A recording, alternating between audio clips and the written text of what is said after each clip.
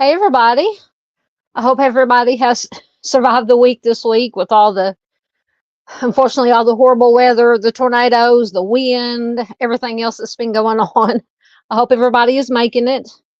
It's been an interesting week here, to say the least. Between the storms we had, I've lost track of days. Monday, Tuesday, whenever all the storms are coming through. Wednesday, we had, let's see what was going on Wednesday. Wednesday, we had the wind, and I had to get a new battery for the car because I'd started working. I went to work that morning and I did a couple of deliveries, and the car started cutting out, acting like it was dying, and so it ended up being the battery. So I just went home and we got the other vehicle, got the Tahoe, and went and got a battery and took it to my brother so he could put it in. So had that to deal with, but that's fine now. And then we had this awful wind. I know here in central Arkansas, we had wind gusts. We had a steady, probably 25 to 30 mile an hour winds. And then we had wind gusts of up to over 50 miles an hour. Knocked down big limbs and stuff out of the tree. And our power was out for about 3 hours or so. But I mean, I know a lot of places were a lot worse. So I'm just grateful that it wasn't, any worse than it was, but it was still kind of scary with all that wind. I don't like wind. I like the thunder, the lightning, the rain, but I don't like the wind. Don't like the wind. So like I said, I hope everybody is doing well. We're finally doing True Crime After Dark. I think it's been, when is the last time we did one? I can't even remember. I can't keep up with my days anymore. It's been a couple of weeks or so since we did one. Lots of stuff to go over tonight. We have some not so good updates on a couple of missing persons cases that we've talked about, we've shared, did videos on. I've got some cold cases to share with you, some missing, like I said, lots of missing persons. But I have a lot of videos tonight. I think I have 6 videos, so y'all won't have to sit here and listen to me droning and reading all night. And I'm just, the first couple I just have articles for, but I think for the rest of them I have videos. So let's see who is here. Chris is here. He was in here first. Good to see you, Chris. Always good to see Chris. Miss Barb is here. If she'll show up. There she is. Hello, Miss Barb. Always good to have Miss Barb here. Please do check out Timmy's Legacy. Miss Barb is still fighting for justice for her son, Timmy Dees. Miss Paula is here. Always good to see Miss Paula. Also, please do check out Miss Paula. I love her. I say it every time, but when I get up in the morning and check my notifications on YouTube, I always watch Miss Paula's shorts that she does every morning. Brings a smile to my face and to my heart. Always so uplifting. So it's good to have Miss Paula here, and we love you too, Miss Paula. Absolutely. Miss Michigan Wifey is here. Good to see you, lady. I hope you're doing good.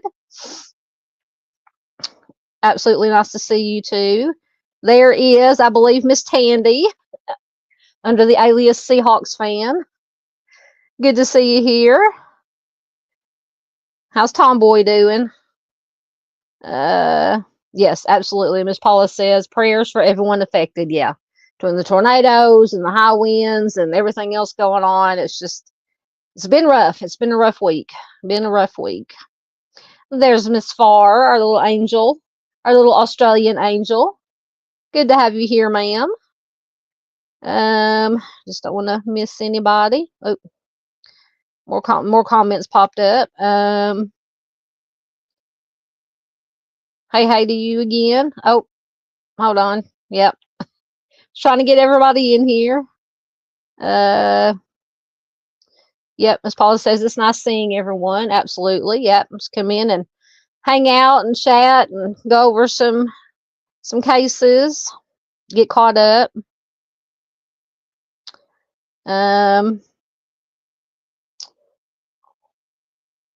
Good. So Tomboy is good. So she's good. She's busy sewing. Oh, I used to sew a lot with my grandma. My grandma taught me how to sew. Started out with old, needle and thread, and then on a very old-fashioned, not even electric sewing machine. One had the paddle that you did with your feet. You paddled it, and then eventually my grandma did get an electric sewing machine. So then I learned how to sew on the electric sewing machine, but I haven't sewn in years and years and years, but I used to love it to do it. There is Miss Mary Beth. Hello, Miss Mary Beth. I'm glad you're in here with us tonight. For anybody who doesn't know, when we did our Missing Person Monday live stream, when we were featuring cases from Massachusetts, she mentioned that she had a cousin that went missing. I think it was back in the 70s, Lee Savoie. So she, I told her, I said, I'll be more than happy to look into it, do a video, whatever. So I did do a video. I uploaded it. You can find it in the missing playlist, and I also reshared it again on my community page, community post here on YouTube, and I shared it on Facebook. And Miss Mary Beth was so sweet. She says she shared it everywhere to her family and Facebook, and she was also so kind. Let me find it. I know I uploaded it. To send a $15 super thanks for the video. So I appreciate that so much. It will definitely help keep the channel going, because everything from memberships, donations, whatever the case may be, goes right back into the channel to keep it going, mainly to pay for StreamYard, because StreamYard is not cheap anymore. But I'm so glad you made it, Miss Mary Beth. And if there's anything else, and she was, messaging back and forth, and I told her, I was honored to do the video, and I hope I did it right, and, got everything in there right, and did his Lee's case justice. And she was just so sweet. And so we just appreciate Miss Mary Beth so much. So it's so good to see her here tonight. So everybody make give a big round of applause or a hearts or whatever for Miss Mary Beth. A very, very nice, sweet lady.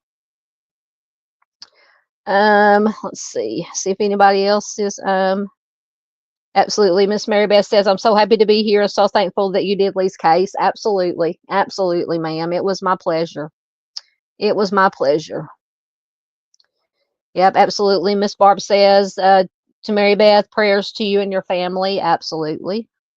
Absolutely.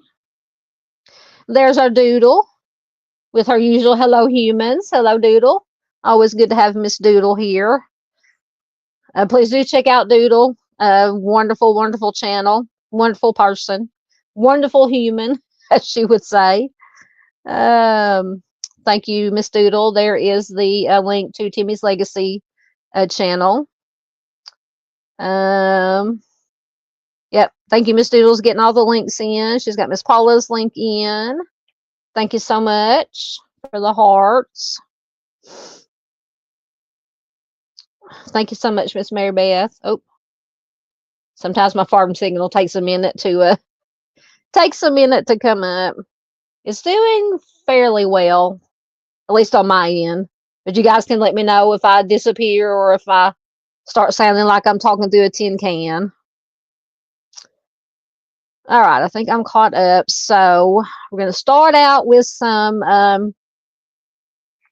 unfortunately, on 2 cases that we have. Yes, absolutely.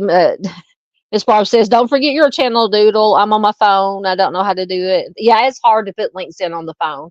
I have to be using my computer when I'm in other people, like when I help Dave out. And please do check out Al on the Prowl. He'll probably pop in here shortly and say that he's listening and driving. But do please check out Dave. He should be on tomorrow night, late Saturday night, early Sunday morning with his weekly live stream.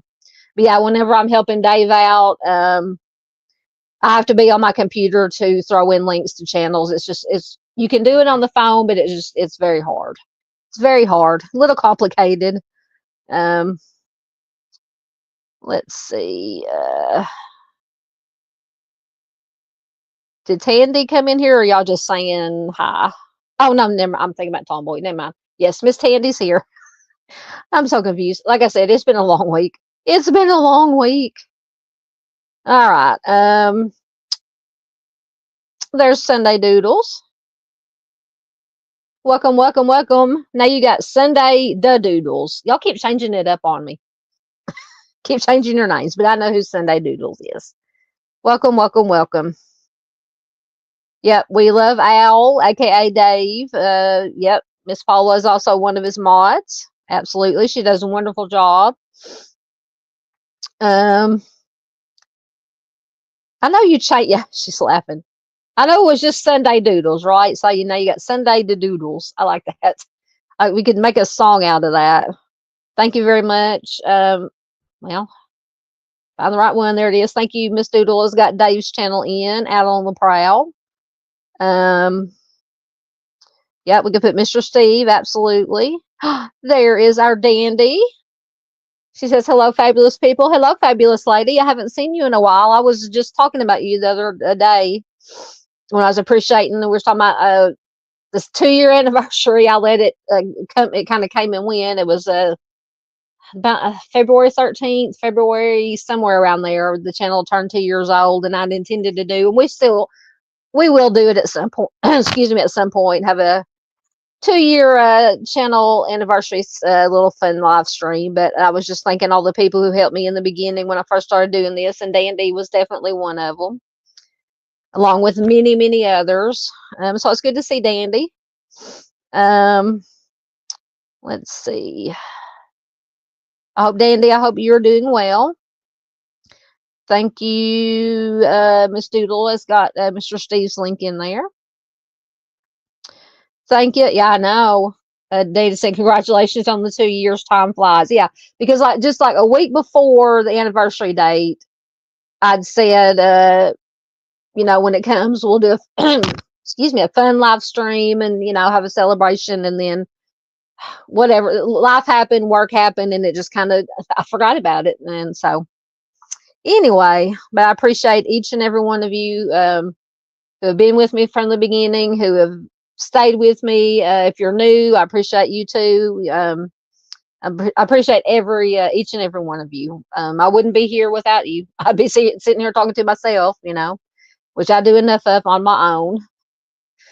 So I don't need to do any more talking to myself than I already do.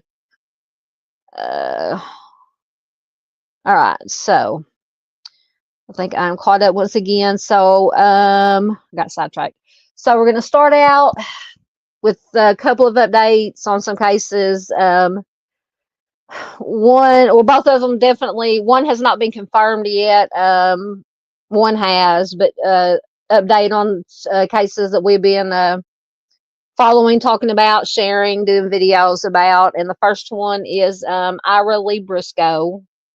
And just the basic information on Ira for anybody who may not know. Ira went missing or was last seen on December 17, 2020 in West Plains, Missouri.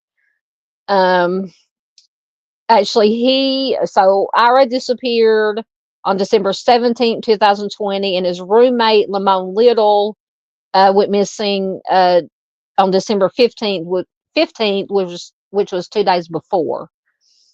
So at that time when they disappeared, they were never seen or heard from again. So now we've had an update on definitely Ira, possibly Lamone. So let me bring up the article. Not the outcome, obviously, that we wanted, but like Miss Barb would say, bittersweet. Oh, and I forgot to put my slideshow up. Told you, a long week. All right. There we go. Okay, so this is Ira Briscoe. So, sorry if I was in a hurry. I worked late and had to deliver some stuff to my brother and then come home and get cleaned up and eat some supper. And so this article is from the 18th, which was, I don't even know what today is. Today is the 21st, so 3 days ago. Breaking: skeletal remains have been identified as Ira Briscoe. So it says a mother's heart-wrenching search for her son is over. Today, Howell County Sheriff Matt Roberts confirmed that one set of so apparently they found 2 sets of remains. But one set of skeletal remains discovered 6 months ago is Ira Briscoe. 2 skeletons were discovered on August 10th in the Lanton, Missouri area. The remains were found 4 miles from where Ira and Lamone Little lived when they disappeared in December of 2020. The sheriff's office learned from a forensic scientist at the Missouri State Highway Patrol Crime Lab in Springfield that there is a 99.99999, a bunch of nines, percent likelihood that the recovered remains are the biological child of Rodney and Marilyn Briscoe, according to a March 18th release. Shortly after receiving the news, Sheriff Roberts traveled to the Briscoe residence to let the family know. In a Tuesday afternoon interview, Roberts confirmed that the case will continue as a homicide investigation. Sheriff Roberts says, "We were already working it as a homicide based on how we found the remains. The way the remains were discovered, it could not have been an accident." And I'm trying to remember, I have read in an article.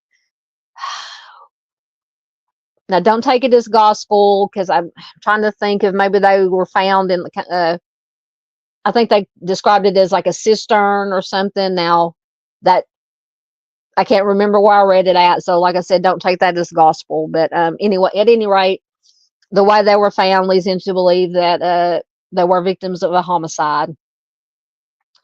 They said the way the remains were discovered, it could not have been an accident. So law enforcement is not releasing the names of any suspects at this time. So hopefully they do have some suspects, some information. The other human remains located at the same location as Ira have not been identified. These remains will be submitted to a private lab for further DNA testing.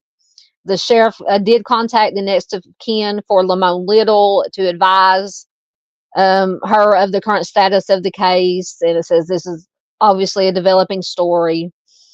So if I was to hazard a guess, which I don't like to guess or speculate, but they disappeared within 2 days of each other. Ira and Lamone, they were found, 2 sets of skeletons were found in the same place. And I think there were reports. I'm trying to pull some of the details that I can remember. I'm trying to think if maybe somebody heard gunshots or arguing or something. But you would think that it is probably possible that the other set of remains will be Lamone Little. It's just a sad, like I said, not the ending we wanted, but at least the family of Ira, and then if the other remains are the remains of Lamone, at least their family will have them, can lay them to rest, have some sort of closure as far as having them back, and then hopefully the police can investigate and have some good information to hopefully find out what happened to them. So let me get into your comments for a minute. Let's see. Oh, there's one mark. Okay,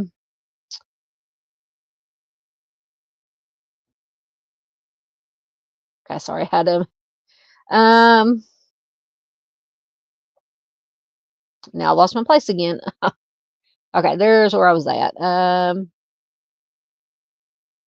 Yeah, I know. Yeah, I saw that Mom, Mind the Monsters, was doing a live stream. I think she started at 7:30.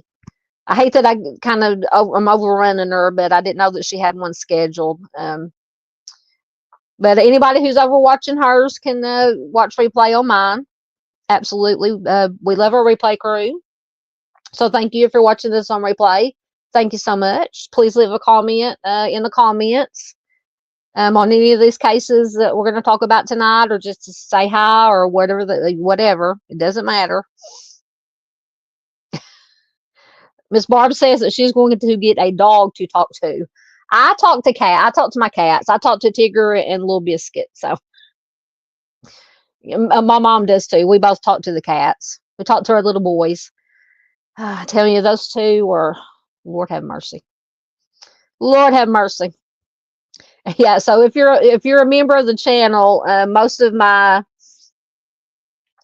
member community posts that I do, members only community posts, are of either Tigger or Biscuit or both. Their shenanigans, whatever they're up to. And they get up to a lot, especially Biscuit. Biscuit is just Biscuit. Oh, but yeah, definitely get a dog. Yeah.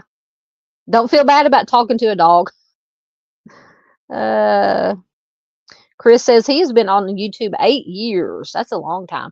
Yeah, no, I mean, I've been on YouTube, had an account. Now I made a different account for the channel.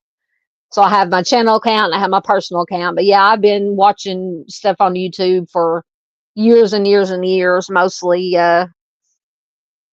music videos and puppy and kitty videos.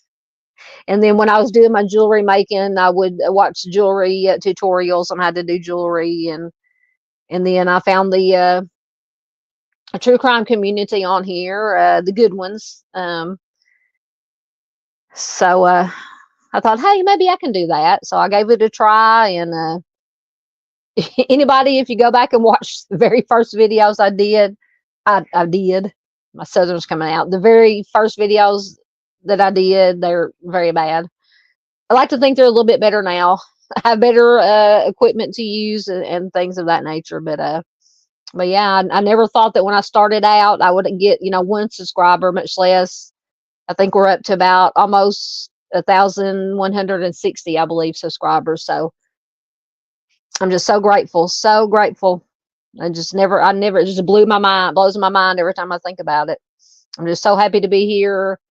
Trying to do it the right way, the way I've learned from all these other good creators about how to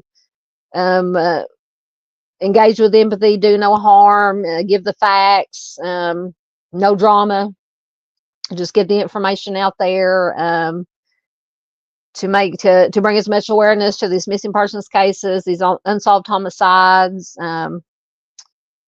So I just appreciate it. I appreciate everybody. Let me see. Yep, Tandy says that's sad. Yeah. Yep, definitely. Yeah, and Ira's the one that I did a video on him. We talked about him numerous times in just like True Crime After Dark, these True Crime After Dark live streams. Just kept trying to keep his face out there, his name and his face in the story out there, along with Lamone's. So I said, bittersweet. Yes, he was very, very handsome. Absolutely. Oh, now Miss Doodle's gonna come on. There it goes. Gonna have me crying. I know. There's our friend Junior. He's still up. Hello, Junior. One of our OGs, original guys. How you doing tonight, Junior? Good to see you. He'll probably be going to bed before too long. Junior gets up with the chickens and goes to bed with the chickens. It's good. Junior is a wonderful person. Junior is a wonderful human being. Yep, Dandy says it's terrible, sad that he was a victim of a homicide, but he's been found. Absolutely. And like I said, I hope they said they have not publicly named a person of interest or a suspect, but maybe they have some ideas or some information that they can investigate, and hopefully somebody will be somebody will be held accountable. Miss Mary Beth said, is there a link to join like memberships? Yes, I think if you click on the $, I'm trying to think. Somebody's probably already answered. I think if you click on the $, down by the chat, it'll bring up maybe to become a member. I think it's been so long since I'm only a member of one other channel. So I've been a member of that channel for a long time, and I forgot how I did it. I've been gifted right now. I was gifted a membership to Dutch's channel and to True Crime Cafe with Dago. So actually right now I'm a member of 3 channels. But if you don't find it, I will send you, Miss Mary Beth, I'll send you a link in Messenger. Yeah, Paula says, I was just thinking that Doodle, prayers to his family. Absolutely. Oh yeah, also on the main channel. Yeah, Dandy says if you're not on an iPhone, yeah, I know with the iPhones you have to do something different to become a member, but yeah, you should be able to go to the main page and be able to join. Thank you, Dandy. Yeah, Miss Paula says it is. How is it 8:30 your time? Hold on. Yeah, because I started at 8:30. I thought you were on Eastern time because it's almost 9 my time, so shouldn't it be almost 10 your time? I'm confused. Oh, I guess Miss Mary Beth figured it out because she became a YouTube member. Thank you so much, Miss Mary. I can't talk, guys. I'm sorry. I tell you, it's been a long week. Thank you so much, Miss Mary Beth. So, guess what? We get to put a cow in the pasture. Let me find it. Oh, goodness. Nope, don't want to do that. Where is the... Oh, there's my video clips. All right.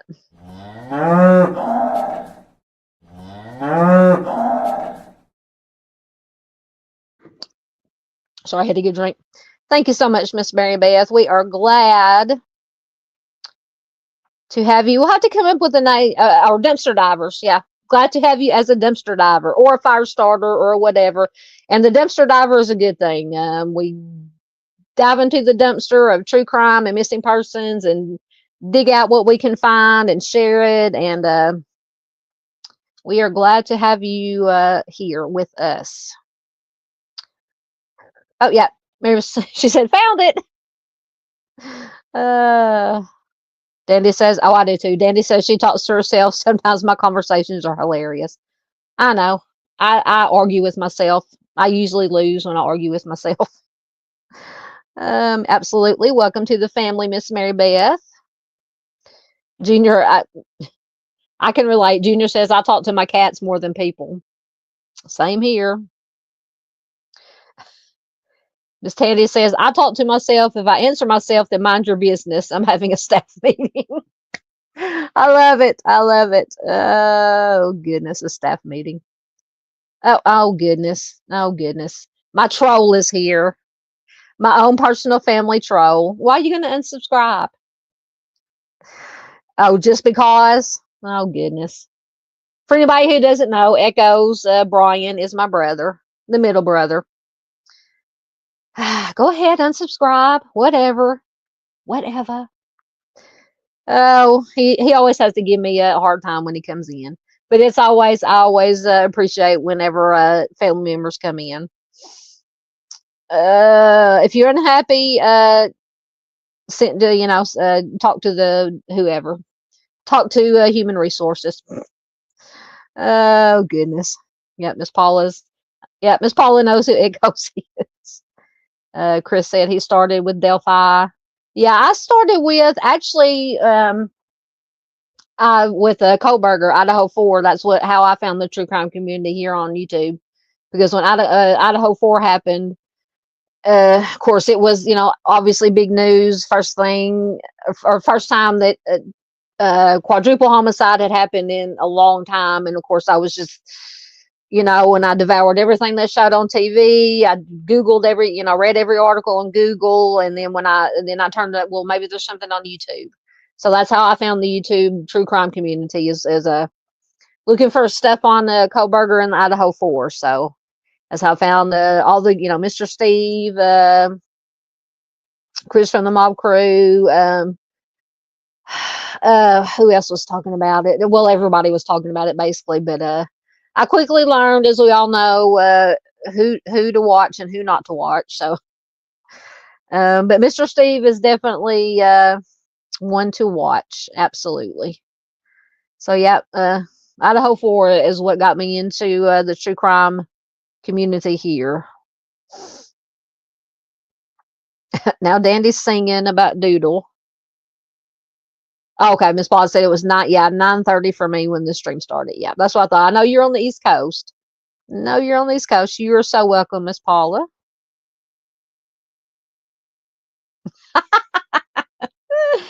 Thank you. Doodle says, Echoes, this is not an airport. You don't need to announce your departure.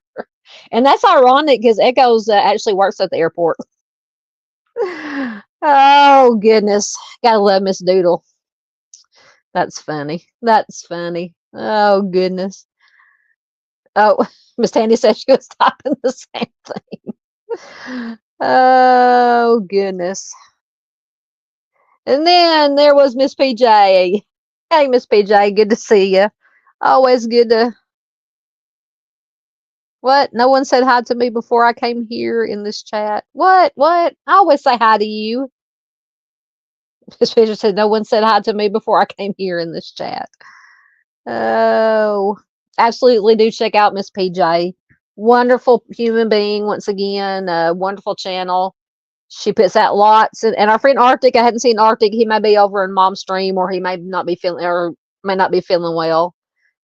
Please do check out Arctic Fox True Crime. I'm sure somebody can drop his link in there for me, his channel link. Please check out Miss PJ. Wonderful, puts out wonderful missing videos, as does Arctic and Doodle and Dave and everybody. And you can also go to the main page of my channel, scroll down to where it says visit our friends. All our friend links are there. Please do check them all out. Oh, okay. Oh, yeah, okay. So it was 8:30. I got you, Paula. It was 8:30 your time when Mom started, when Mind the Monster started. Gotcha. See, I'm the one that's always confused. Echoes hasn't said much. Maybe he did leave. I'm gonna have to go get him. Oh, goodness. We are happy to have you as a member. Absolutely. Absolutely.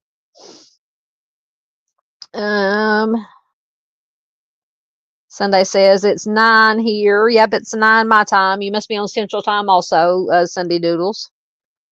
Who's gone now? Oh no, did you block him? Oh no. That's all right. I'll let him know what happened.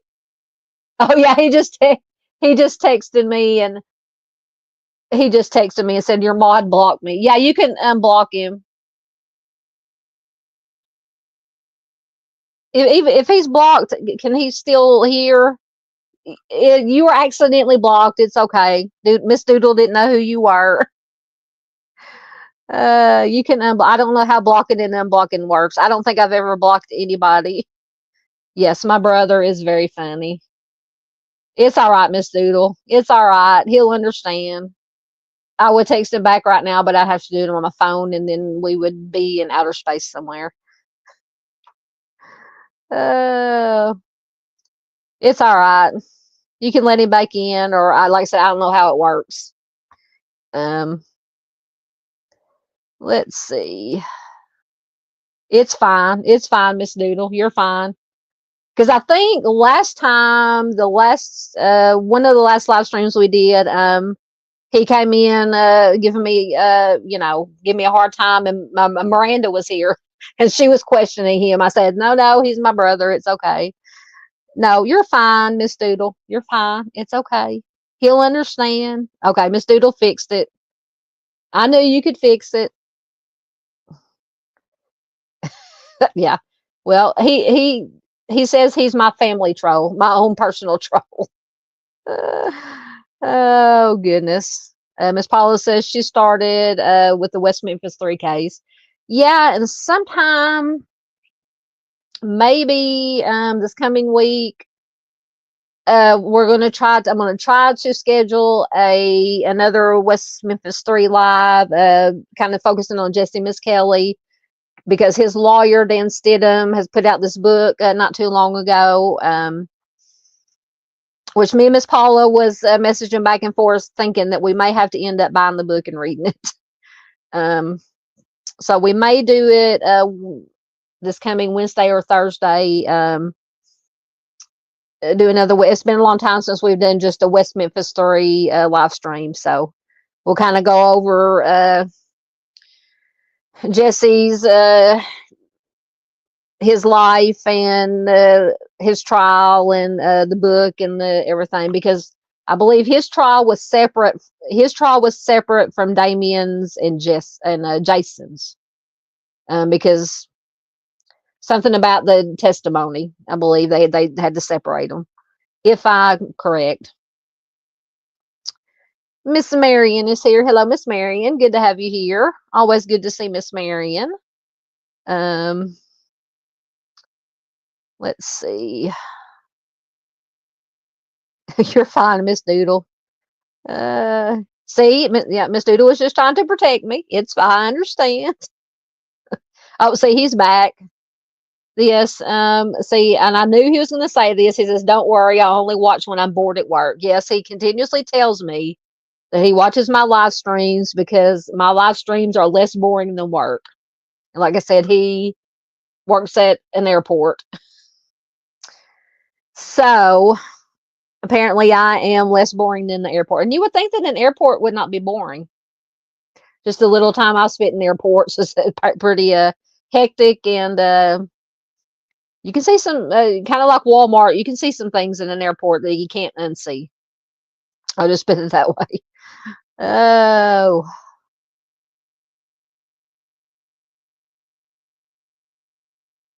So PJ says, in Mom's Mind the Monsters chat, people said hi before I was chatting. So no psychics here. And I found out a little secret. Well, it was a secret to me it's probably not a secret to y'all, but if you're, like if I'm watching somebody else's live stream and I'm on the YouTube side, because when I do my live streams, of course, I'm on the StreamYard side. But if you're in chat, you can do, how you tag people, you put the ad and then start typing their name and it'll come up. Even if somebody's not chatting, you can put ad of somebody, just whoever, and put in there, first, I think you had to put in the first two letters or whatever, and it'll come up if they're in chat. Just a little tidbit. And I don't know how I even discovered that. I think in a chat, probably Dave's chat, one time I was trying to tag somebody else, and two people had the same first two letters of their name, and it came up. I'm like, I didn't know they were here. But anyway, I'm just babbling right now. I'm gonna get caught up in comments, and then we'll get on to the next bit of news. Oh, Echoes. Brian says he needs protection for me. I know. Watch out for the flying hairbrushes. Absolutely. Miss Marion says, thank you all for being here and supporting all the families. Absolutely, ma'am. Yes, he is literally at an airport. That's what was funny when it said, whoever it said that you're not in an airport, you don't need to announce your departure. I'm thinking, yeah, he is at the airport if he's at work. Oh, goodness. Yes, we always make happy memories. Thank you. Miss Marion says, share, share, share. Absolutely. Oh, Dandy says, Echo, Brian is on his own.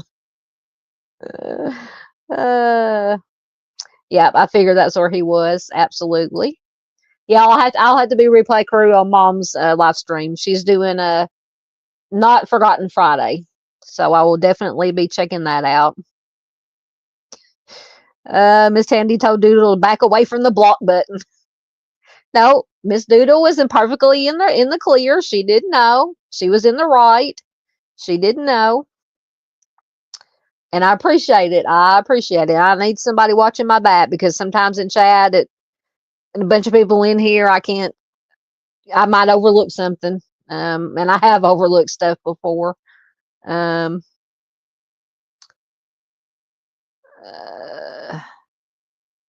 Yes, absolutely. Give Echoes all the crap that you want to, all the crap that you want to give him. Oh, Brian says, honestly, I deserve it. No, you don't. You don't deserve it. You're fine. Yep, gotta love brothers. Yep, I have two younger brothers. I'm the oldest. We have Brian, Echoes, he's the middle. I'm the oldest, he's next, and then Dangle is the baby. And Dangle pops in every once in a while when we do our fun live streams. When we're talking about our movies and music. And Brian pops in too sometimes when we do those. Doodle says she's an only child, so this is hilarious to me. I'll give you a brother. If you want Echoes, you can take him. I'll ship him to you free of charge. Yeah, Miss Paula says, going back to West Memphis 3, Jesse, yes, was supposed to testify against Damien and Jason. He recanted, refused to testify. Yeah, and that's, like I said, it's something, whatever the technical thing is, where because of the testimony, because of his confession, I think what he said in his confession, that's why they had to separate the trials, why they had to try Jesse separately from Jason and Damien. So, from what I understand, and I'm by no means an expert in the court system, the legal system. Uh-oh, Dandy got busted sneaking around. You bad girl. All right, Miss Tandy. Miss Tandy says, all right, y'all, I need to charge my phone and eat something. Have a good night. Thank you, Miss Tandy, for popping in. Tell Tomboy hi.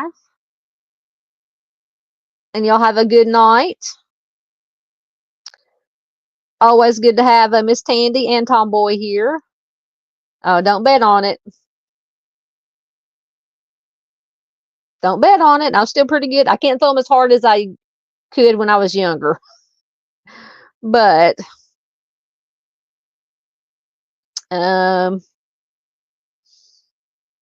Miss Farr still here listening. Excuse me. Good to have you to know that you're still here, Miss Farr, from Australia. What time is it over there right now, Miss Farr? You're more than welcome. Absolutely. Yeah, Miss Paula's multitasking. She says, I have this stream on my computer and mom's on my phone. Excellent. Oh, now Dandy has included Miss Barb. Got her sneaking around too. Oh goodness. Okay, so I think I'm caught up. So we will go to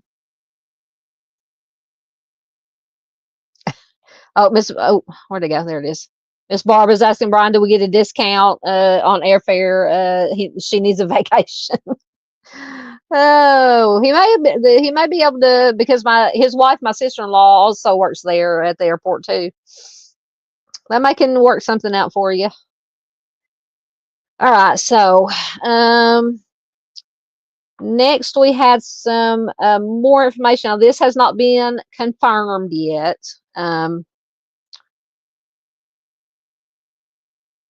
And it's ironic that I had just, this is concerning Amanda Grazewski. She went missing actually on March 17th of 2020. So on March 17th of this year, I put up the video I did for her as 5 years missing. And then a couple of days later, this information has come out. Like I said, it's not been confirmed. Now, they did find skeletal remains. It has not been confirmed that it is Amanda, but the search that they were doing in, and I believe it was in Derry, New Hampshire. But the search that they were doing was in regards to Amanda's case. And they were searching, I believe it was a golf course, the Hoodcroft Country Club golf course. And they did find some skeletal remains during that search. Like I said, ID is still pending. I said it could take months, obviously, because it's skeletal remains. So just thoughts and prayers going out to Amanda's family while they wait to see. But let me read what the article says. And this is from WMUR.com. And it is from the 21st. Skeletal remains found during search connected to woman's 2020 disappearance. Human skeletal remains were found Thursday during a search related to the 2020 disappearance of a New Hampshire woman. News 9 investigates learned that police were searching an area near the Hoodcroft Country Club golf course in Derry, following up on a tip regarding the case of Amanda Grazewski, a woman who disappeared 5 years ago, March 17th to be exact. Derry police said they received the tip on Wednesday. It's not known if the remains are Amanda's. Officials with the Attorney General's office said it could take months for the medical examiner's office to officially identify the remains. Police said that no criminal activity was reported at the country club. It is not believed that there's a threat to the general public. They were, like I said, just acting on going on a tip that they received. Grazewski's family members were at the search scene, but they told News 9 earlier in the day that they had not received. Sorry, it's jumping because of these stupid ads. But they told News 9 earlier in the day that they had not received any information from law enforcement officials.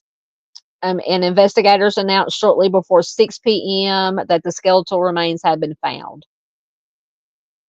Detectives from the Derry Police Department were helped at the scene by members of the New Hampshire State Police Major Crimes Unit and New Hampshire Fish and Game. Investigators were expected to remain in the area for another day. The golf course is closed to the public. Investigators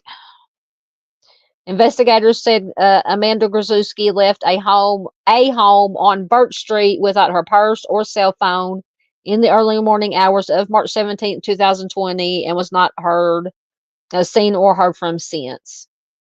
Grazewski did not own or have access to a vehicle at the time.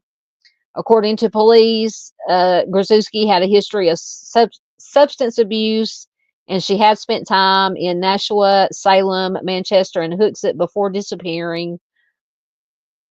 Police told WMUR in 2024 that they have logged more than 1,000 hours investigating the disappearance, conducting grid searches, drone searches, and canine sweeps to find the single mom. So that is the latest on. So we'll just have to obviously wait and see. Like I said, it's still pending. But regardless, if it is Amanda, if it's not Amanda, then that means that there's another person out there that was either a victim of a homicide or accident that was missing. So we'll just have to wait and see. But just, once again, I hate to use the word speculating, but just going off the information that they were searching this particular area in regards to a tip that they had about Amanda, and then they found the remains, maybe her. So just once again, thoughts, prayers, good vibes going out to Amanda's friends, family, loved ones, and hopefully they can get an answer soon. So let me get caught up. Turn my camera off for a minute. Get caught up in comments for a minute.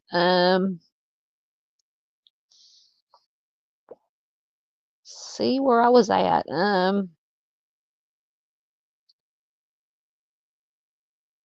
Far said it is 1:15 a.m. p.m.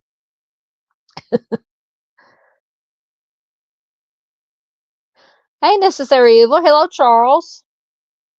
Good to see you. Says not home yet. Hitting the like, and I'll be back. Absolutely. Always good to see Charles here.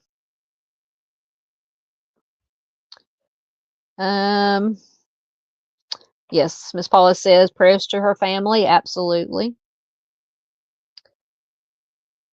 Absolutely.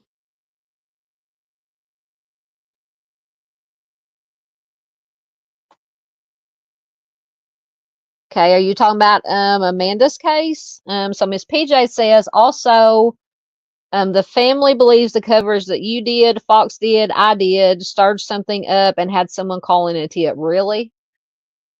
I'm telling you, that's why we do, not just me, that's why we all do what we do, is keep these missings, faces, names, stories out there so they're not forgotten. And hopefully, that's the whole point, is somebody will see a flyer, see a video, see us talking about a missing person on a live stream and say, oh, I remember something. Or if somebody knows something that hasn't said anything, they'll say, well, maybe I need to, I really need to say something.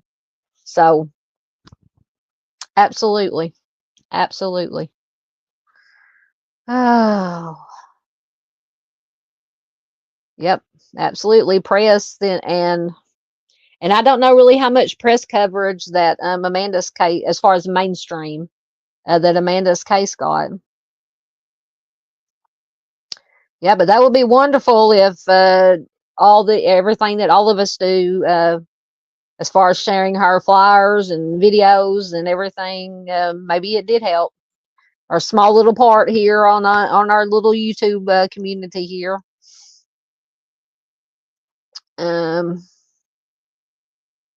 So Arvo or whatever. Okay, PM. So it's 1:15 p.m. All right.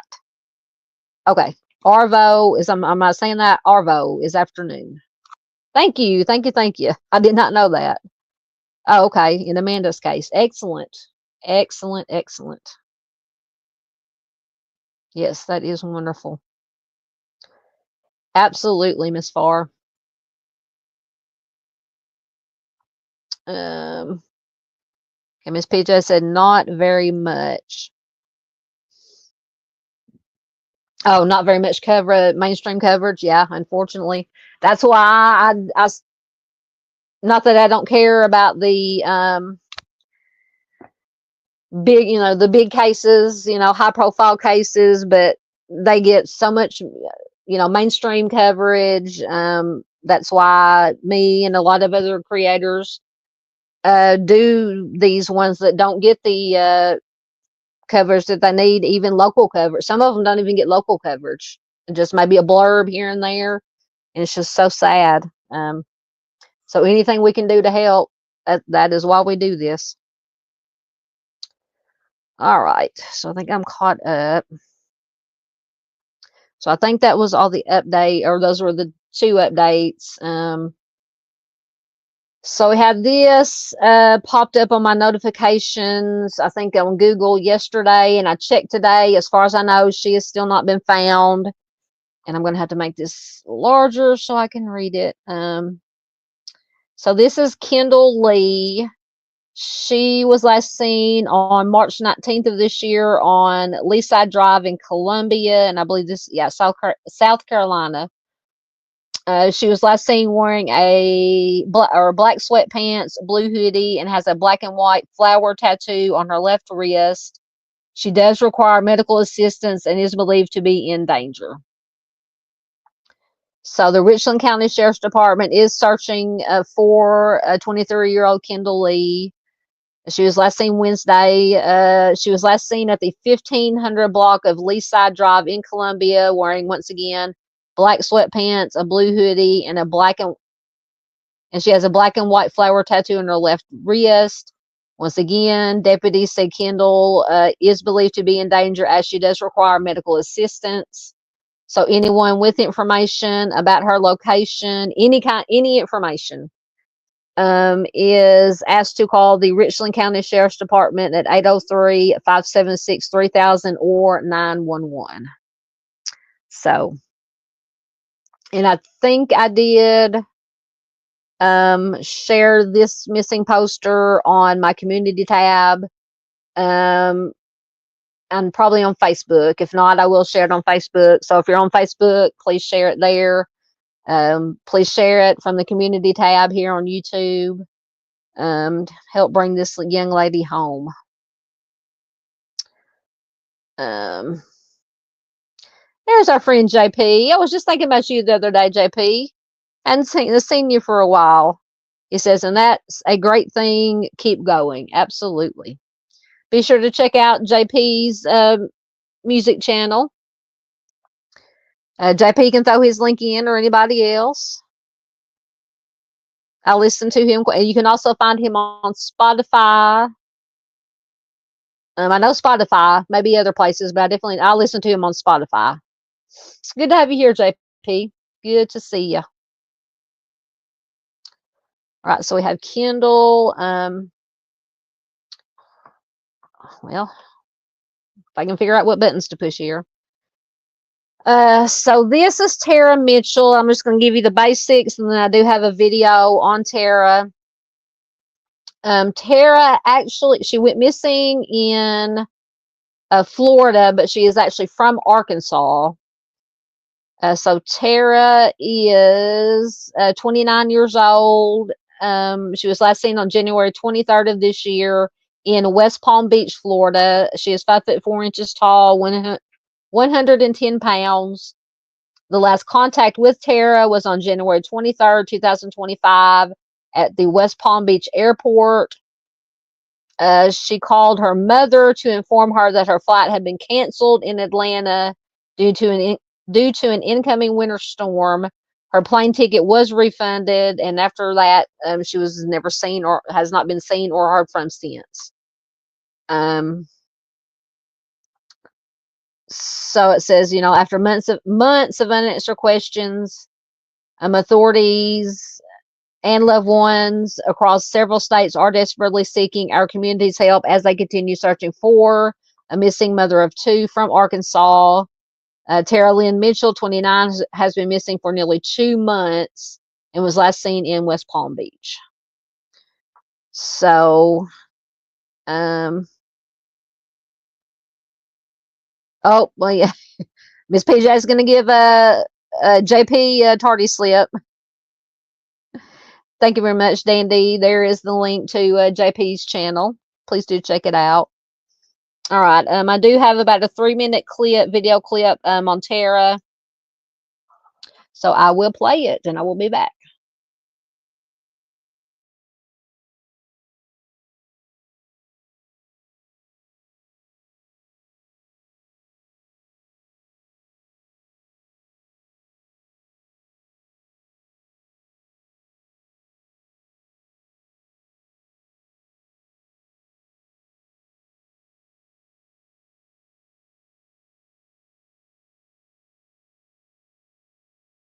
Of unanswered questions, authorities and loved ones across several states are desperately seeking our community's help as they continue searching for a missing mother of two. This 29-year-old woman, originally from a small town in Arkansas, was at Palm Beach International Airport before vanishing. That's where we find our Luli Ortiz live tonight. And Luli, you spoke with this missing woman's family. Yes, Liz, as you can imagine, they are very anxious. They're very worried tonight. The last they heard from Tara Mitchell, she was here at PBIA. She called her mom to say that the flight to go home got canceled. And despite that plane ticket being refunded, unfortunately, Tara has not been heard from since that phone call. Desperate pleas from the family of 29-year-old missing mother of two young boys from Arkansas. Tara Lynn Mitchell has not been seen in almost 2 months. On the day she disappeared, January 23rd, Tara called her mom from Palm Beach International Airport to tell her that her flight to Atlanta had been canceled due to an incoming winter storm. Despite the unexpected change in plans, Tara has not been heard from since. She has no phone, no money, no car. Missing People in America created this online flyer. It's an organization created by a veteran, run by volunteers nationwide, using social media as a resource to give a voice to victims and help bring them home. Jessica Kearns is handling Tara's case from Tennessee and has been working closely with her family. To have somebody that's not a part of the family to lean on and have support and guide them through this horrible time in their life, that is our goal. And teaching them what steps that they can take in order to bring the missing home. The Ward Police Department in Arkansas tells CBS 12 News Kara visited West Palm Beach in the middle of January for a job opportunity and to see a friend. Tara was staying at this hotel near the airport but never made it back home. Detectives in Arkansas have since entered Tara's information on a national police database. They've also been in contact with local authorities, and they're asking anyone who may see her to please call 911. The circumstances of her disappearance really brings the community together to work together to solve something. In a statement, the family shared this message for Tara with CBS 12 News. It reads in part, quote, Tara, if you see this, just know that we are looking for you. We will continue to be vigilant in our searching until you are found. We want you home. Your boys want you home. Yeah, and the family went on to say in that statement that they are so grateful for the support to every person who reached out, even complete strangers. They say it means the world to them. Reporting live tonight in West Palm Beach, I'm Luli Ortiz, CBS 12 News.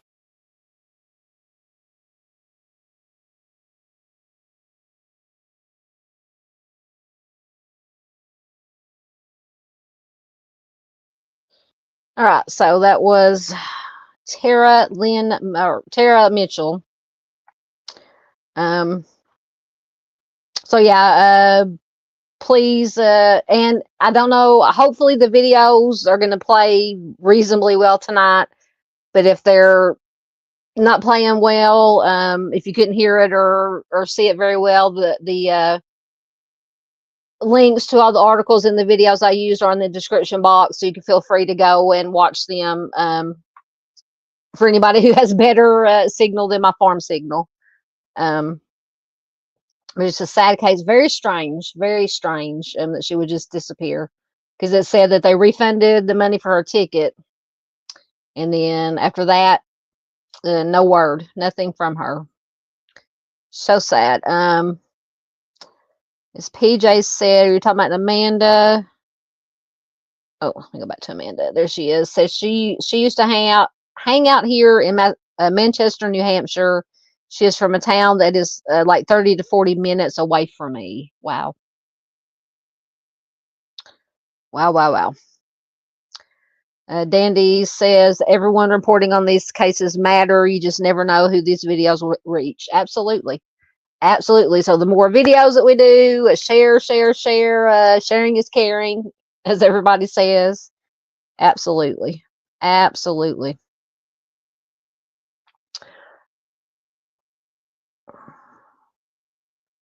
Yes, that's one I haven't looked at any if there's any updates yet, or Dandy says 25-year-old pregnant Emma Baum has yet to be located in Gary, Indiana. I'm trying to think if I've done, I'm gonna have to go back and check if I've done a video on Emma. If not, I will get one done. How long has she been missing now? Like I said, it's been a while since I've looked at anything on her case, on her. Yeah, just so many.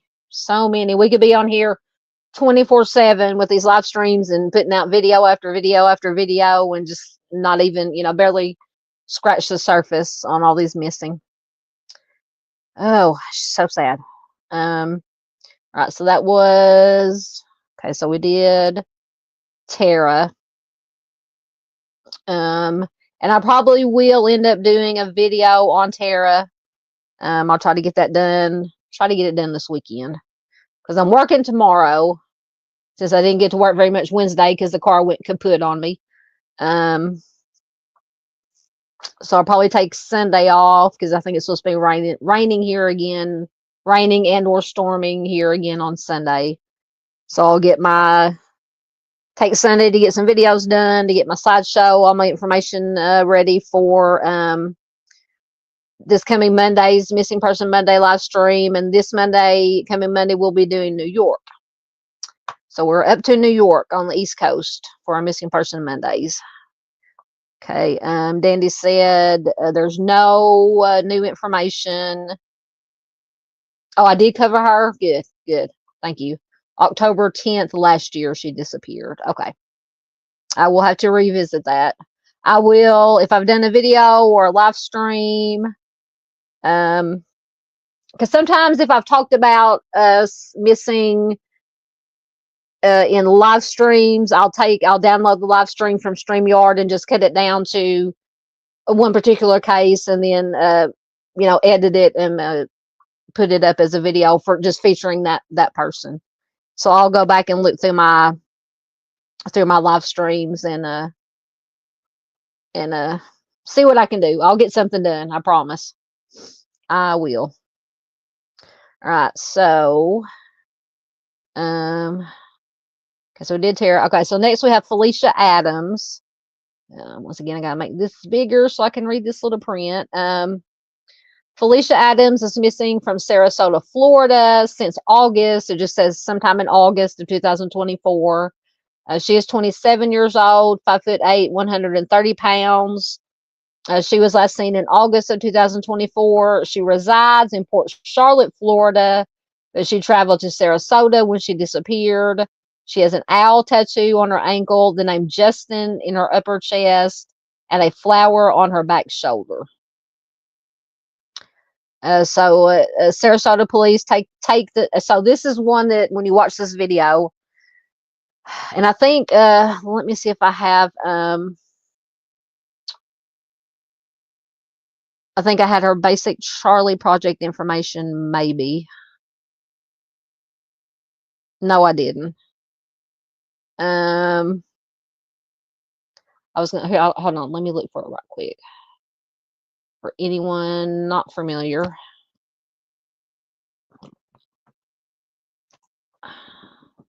Or she might not have been in the Charlie Project. Maybe I looked for it and she was not listed in the Charlie Project. 1 minute.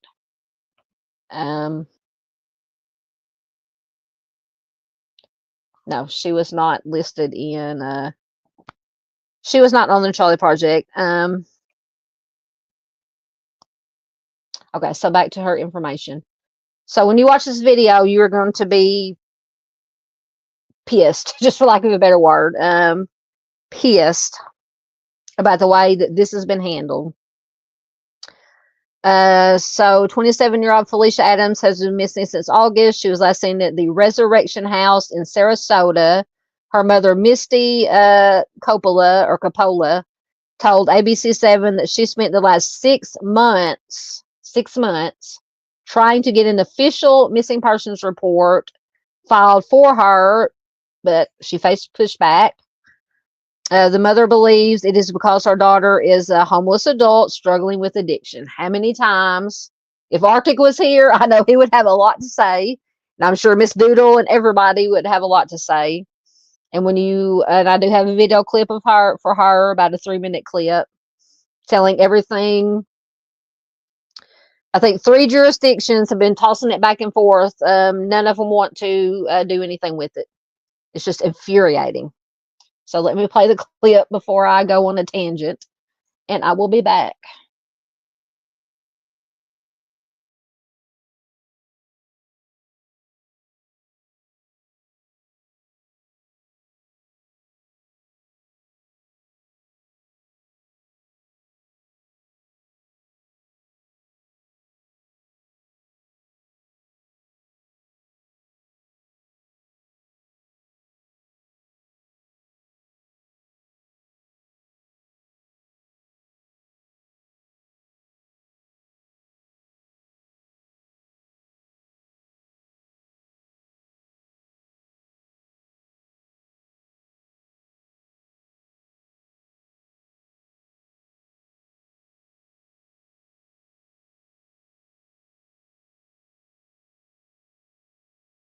One of the first things any parent of a missing child, young or old, would do, file a report with police.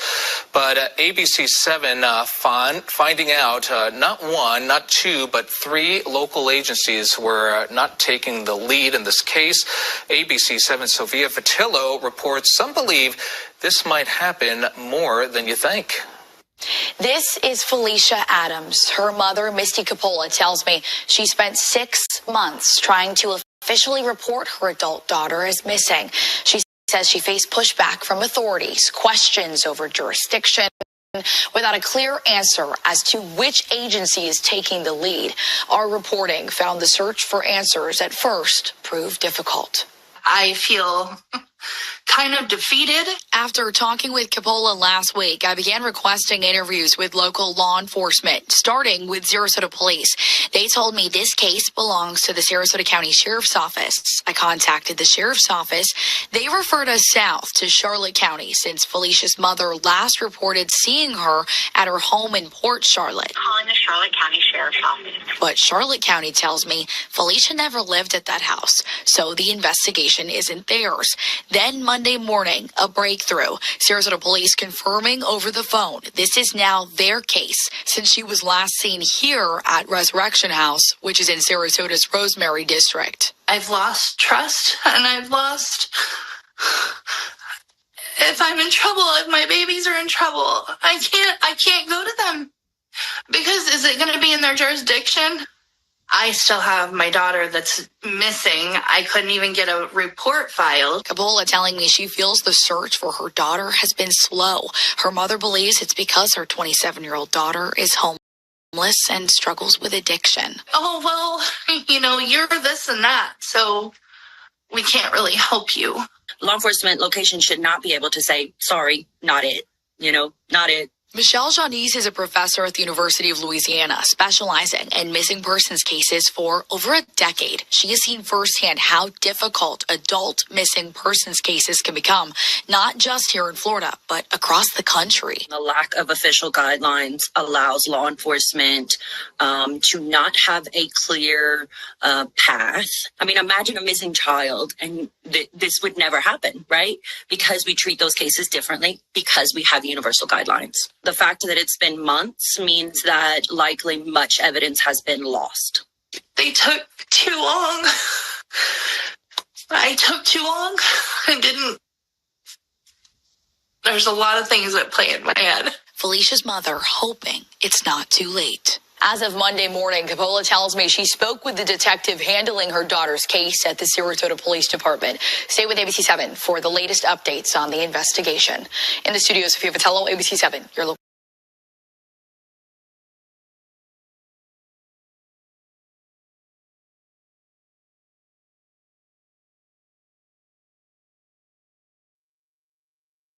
Does that just not infuriate you like it does me?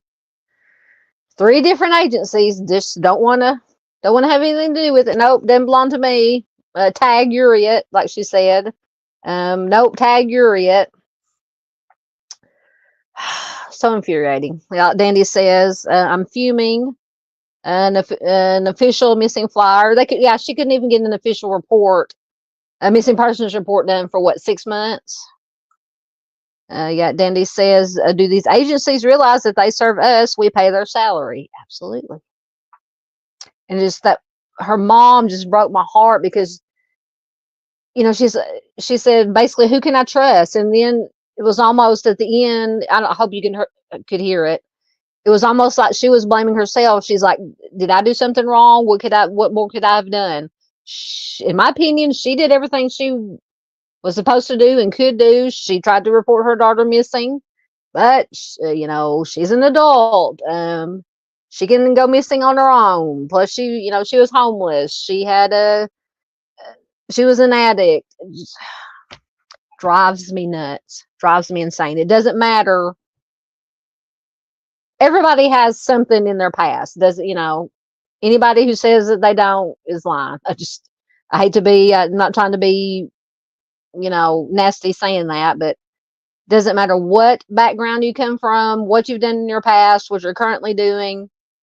If you go missing or if you're the victim of a homicide, you matter. Everybody matters. Everybody matters. It just, I don't know. It's just so frustrating and disheartening, the way that some of these are handled. I just don't understand at all. All right, so but please let me know absolutely what you guys think and comment, or in a chat if you're watching on replay. Please leave a comment. Hopefully we can try to make a difference in how these particular kinds of missing and cases are handled. All right.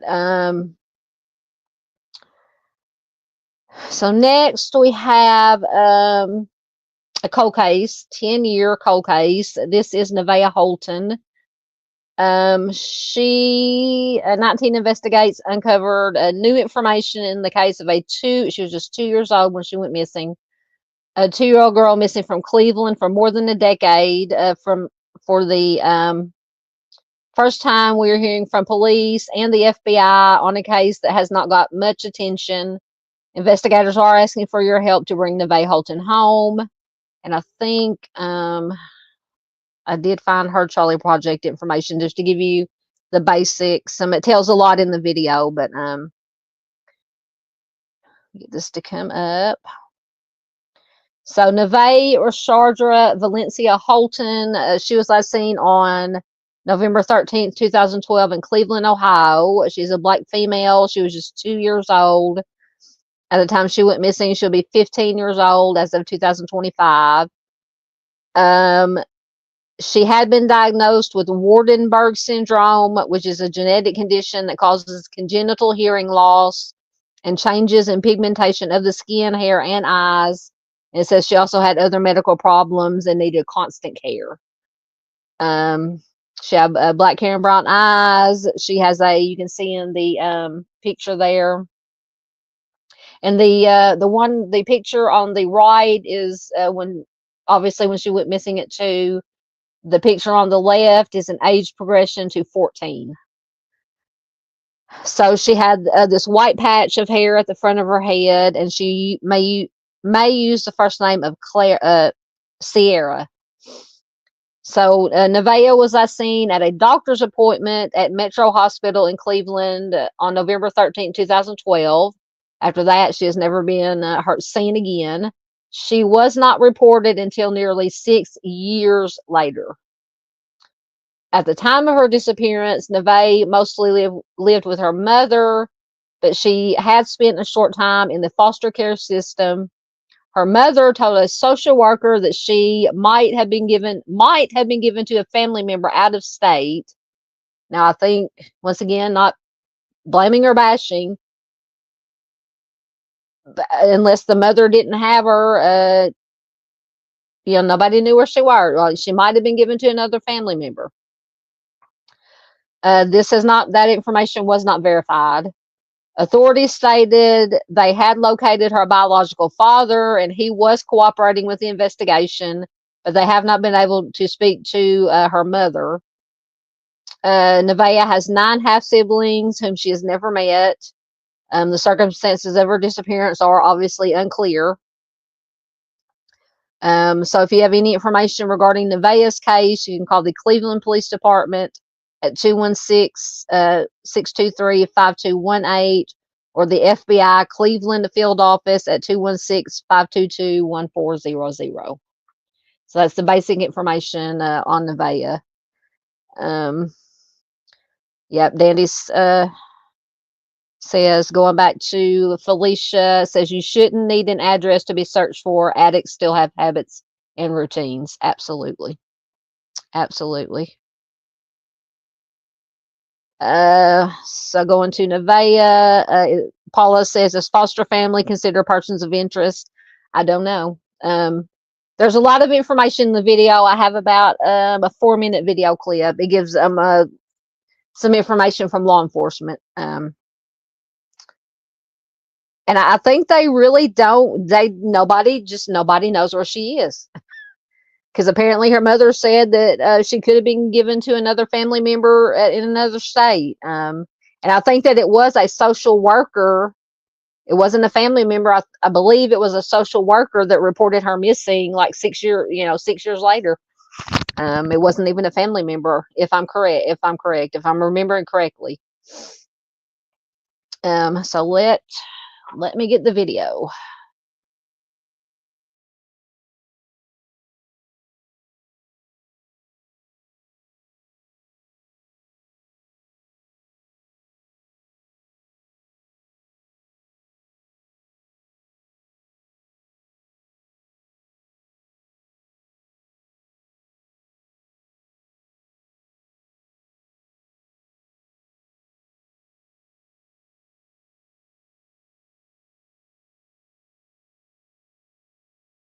Investigates uncovering new information in the case of a 2-year-old girl missing from Cleveland for more than a decade.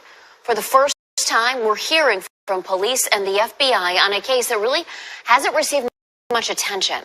Investigator Sarah Goldenberg found they are asking for your help to bring this little girl home in this week's Seeking Justice. This is Neveah Holton, a 2-year-old little girl last seen in November of 2012. But she wasn't reported missing until nearly 6 years later by a social worker. What happened to Neveah and where is she? We had some different information on where she could possibly be at, and we just weren't able to pin down exactly where she was at that point.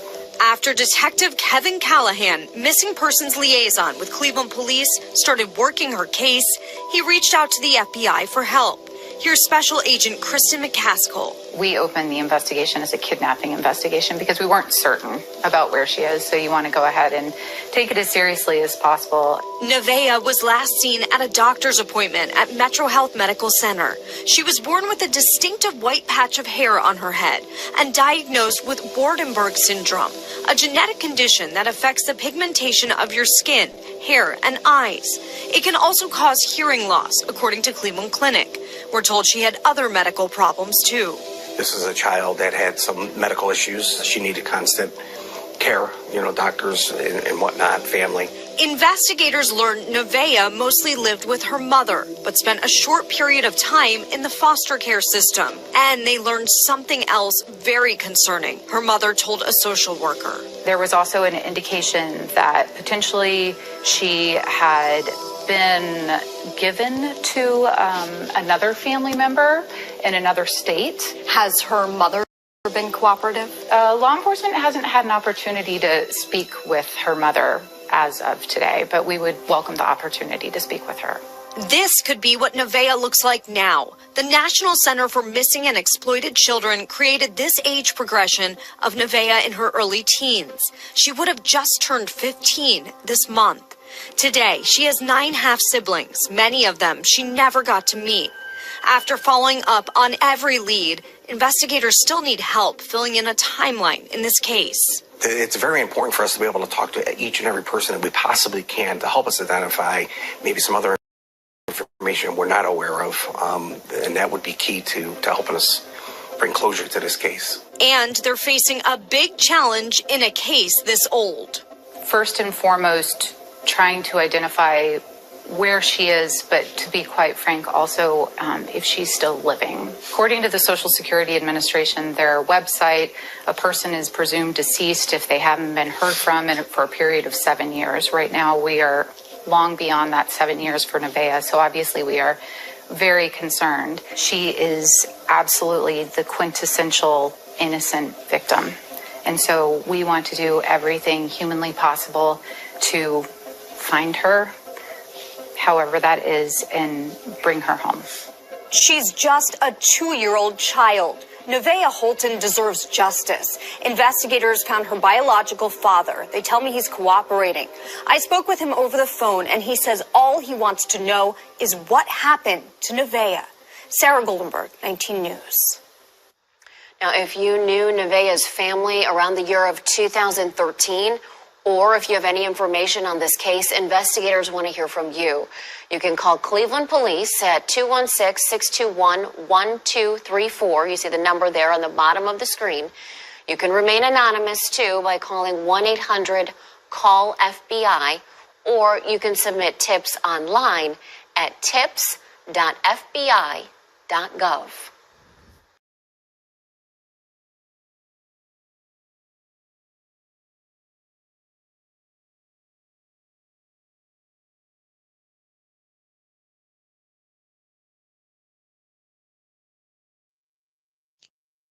Okay, so just heartbreaking story. I mean, nobody has a clue where she could be at.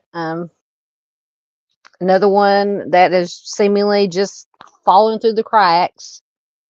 Once again, so infuriating and so frustrating. It's just unreal. So I don't know, because Miss Paula had asked if any of the foster families are considered persons of interest. Like I said, I think it's just the fact that nobody has a clue. She was last seen at this doctor's appointment, and I can't remember if it said who took her to the doctor's appointment. It's horrible.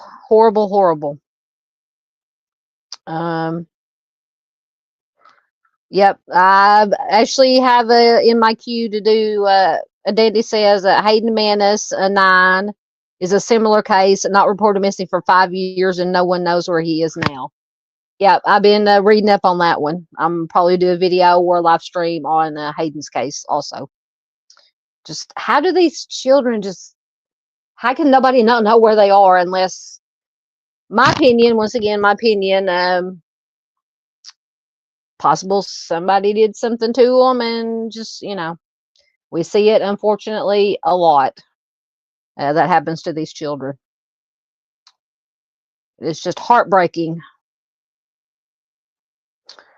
All right. So next we have an Arkansas case. This is from 2017. This is actually a homicide case. But you see there on the left, Brian Keith Freeman, Kiwi is his nickname. He is wanted for the homicide of his then girlfriend, Lori Hannah. And I do have a video for this one also.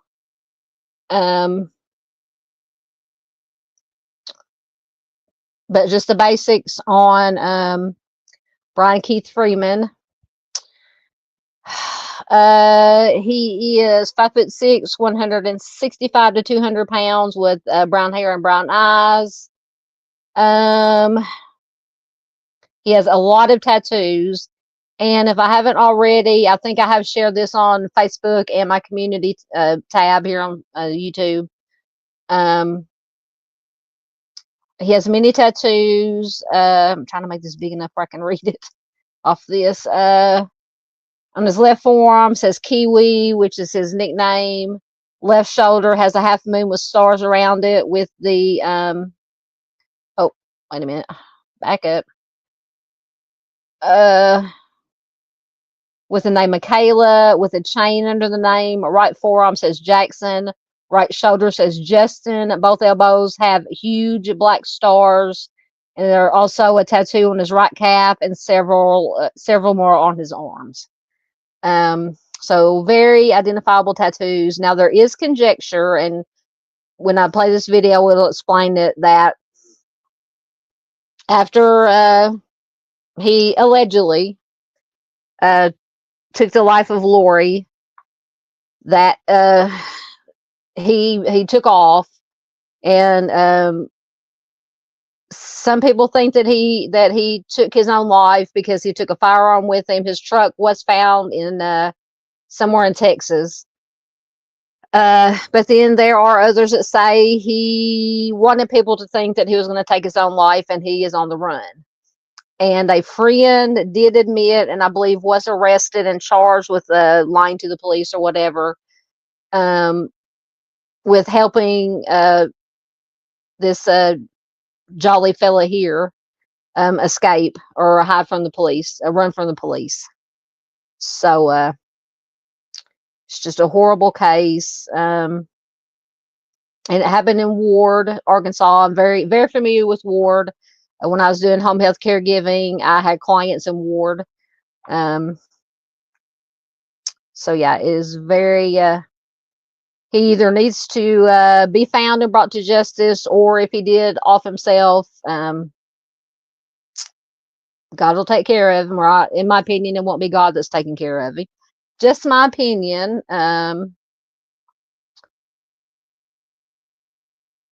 No, he does not. As far as I know, Paula says, why is he flexing for his mugshots? Those aren't mugshots. As far as I know, he was never arrested for anything. Yeah, he's just, in my opinion, from everything I've read about it, narcissistic personality, sociopathic personality. But that's just all my opinion. But I will let you guys decide for yourself. So let me find which video this is. And this video was from about a little bit over a year ago. Dandy says he's probably in Mexico. The border has been open both ways for years. I would not, because I, for one, in my opinion, and it'll explain in the video, think that he's out there, somehow been hiding for all these years. For what, about 7 or 8 years now. I'm of the belief, I could be wrong, totally wrong, it's just my opinion, but I think he's out there hiding. And it could be he is in Mexico or somewhere in another country. All right, let me play the video.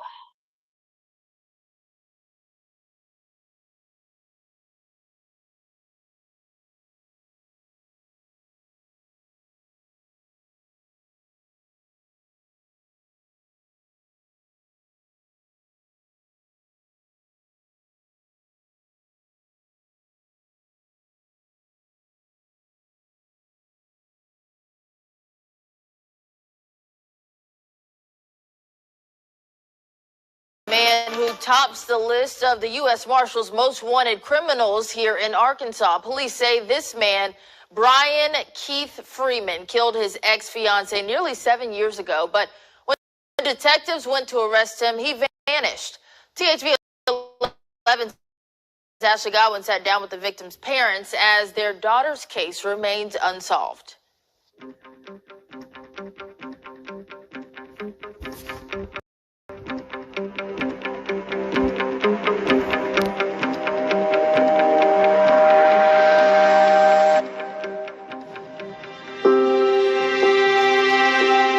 It was a budding romance in the small town of Ward. When they first started dating, you know, he was just really, really nice. She really liked him. When Lori Hannah and Brian Keith Freeman started seeing each other, her parents say everything pointed to a loving and lasting relationship. He just really seemed like a really nice guy. And he always seemed to be okay. Got that wrong, evidently. Not long after the couple got engaged, Lori's parents started hearing about a different side to Brian that they hadn't seen before. The controlling and manipulating that he was doing or trying to do she just said that she just couldn't do that. You know, she said, we're not even married yet. And he's already acting that way. In the fall of 2016, Lori called off the engagement, but Brian wasn't ready to call it quits. He told me that she had ended it with him and wanted my advice on how he could get back together with her. And I just told him, I says, you know, give her 2 or 3 months. I said, walk away. I said, give her some time. I said, circle back, and, you know, if it's going to be, it's going to be. But I said, if not, move on.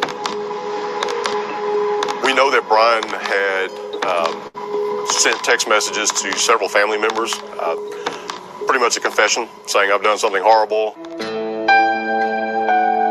March 23rd, 2017, Lori was found dead inside her Ward home.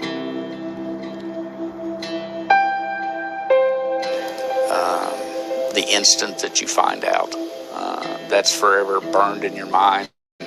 Lead Detective Jeremy Hammonds says police charged Brian with Lori's murder, but before they could arrest him, he disappeared, making one last phone call. He called a female acquaintance and said over the phone that he had done this horrible thing, that he had murdered Lori, and that he was going to kill himself there in the woods. And he said, I love you, will you say a prayer with me? And then hung up. And that's the last contact we had with him. Investigators found Brian's truck abandoned in Royce City, Texas, next to a wooded area. Detectives have combed the area multiple times over the years, at one point even getting one of the largest search warrants ever. A multi-agency team and more than 20 cadaver dogs, all looking for any sign of Brian, but coming up empty-handed. We had a couple of hits from the dogs. They alerted to different areas. We had Texas Rangers there with us. They went out and brought in a forensic team. We had forensic anthropologists there with us. No remains were found. Leaving a key question unanswered. Do you guys think he's alive? No. I do. I don't think he has the courage to kill himself. He had the courage to kill her, but not himself. Now, U.S. Marshals are revamping the case, looking through the files once again to see if there's anything they missed. Says you found a glove. Was it his glove? We don't know if it was tied to him or not. That we didn't find a mate for it in the truck. Also bringing in new analysts to profile Brian. They will look at everything about him, determine, you know, if he is still alive, where would he be? What would he be doing to, survive, to get by this long? Hammond says he'll never give up. He keeps a reminder in his office of the Marshal's most wanted man, a bottle of bourbon. I vowed that I will not open that bottle until he's apprehended. And so, or if it's, if I retire and I haven't found him, I'll pass that bottle to the next guy, and I hope that they can do better than I did.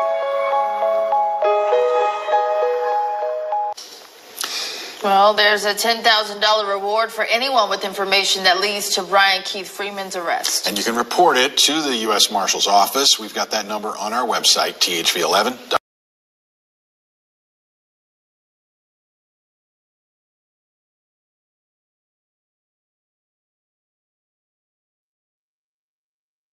All right. So what do you guys think? You think he's, and once again, in chat, or if you're watching a replay, leave a comment. I said, I, for one, once again, in just my opinion, don't know for sure. He could still, he may not be in the U.S. He may be in another country. Y'all were mentioning possibly Mexico. Paula said not to get political, but is it possible he got stuck over there? Possible. Dandy says jump the border, grow a beard. South America is huge. Absolutely. Yes, and that's another thing. Dandy says it's sus that in all these years, if he did take his own life in those woods, it's sus that all these years later, a hunter has not found him. Yes. And I hope, once again, I don't know how, I hope you get at least hear the sound on the video. They said they did numerous searches with over, 20 cadaver dogs. They brought in forensic anthropologists, found no sign of anything. They said the dogs did hit in 2 places. That's when they brought in the forensic anthropologist and did digging and searching, didn't find anything. His friend admitted, as I said earlier, admitted to helping him escape or, hide from the police, get away from the police. It also said, and in my opinion, Now, he allegedly killed her, but in my opinion, because in the video it also said that he sent text messages and called at least one, maybe two people, and said, I did a terrible thing. I killed Lori. Pray with me. So in my opinion, he took her life. Now whether or not and I think I kind of agree. And you notice that when the reporter asked the parents if they think he is still alive, the father said no. The mother said yes, I believe he's still alive. I think she said something to the fact that he could take her life, Lori's life, but he's too much of a coward to take his own life. And I tend to agree with her, with the mom. But yeah, definitely a horrible case. Like I said, I've been following this since it happened in 2017, and one way or another, whether he is still out there alive, he needs to be brought to justice. If he did take his own life, maybe one day they'll find his remains. Who knows? Yeah, and yeah, Dandy, yeah, because there's a lot of hunting, obviously, around, in Arkansas and in Texas where they found the truck. So, yeah, if he was out there, you would think that somebody, hunter, hikers, dog walkers, whatever, would have found something. But,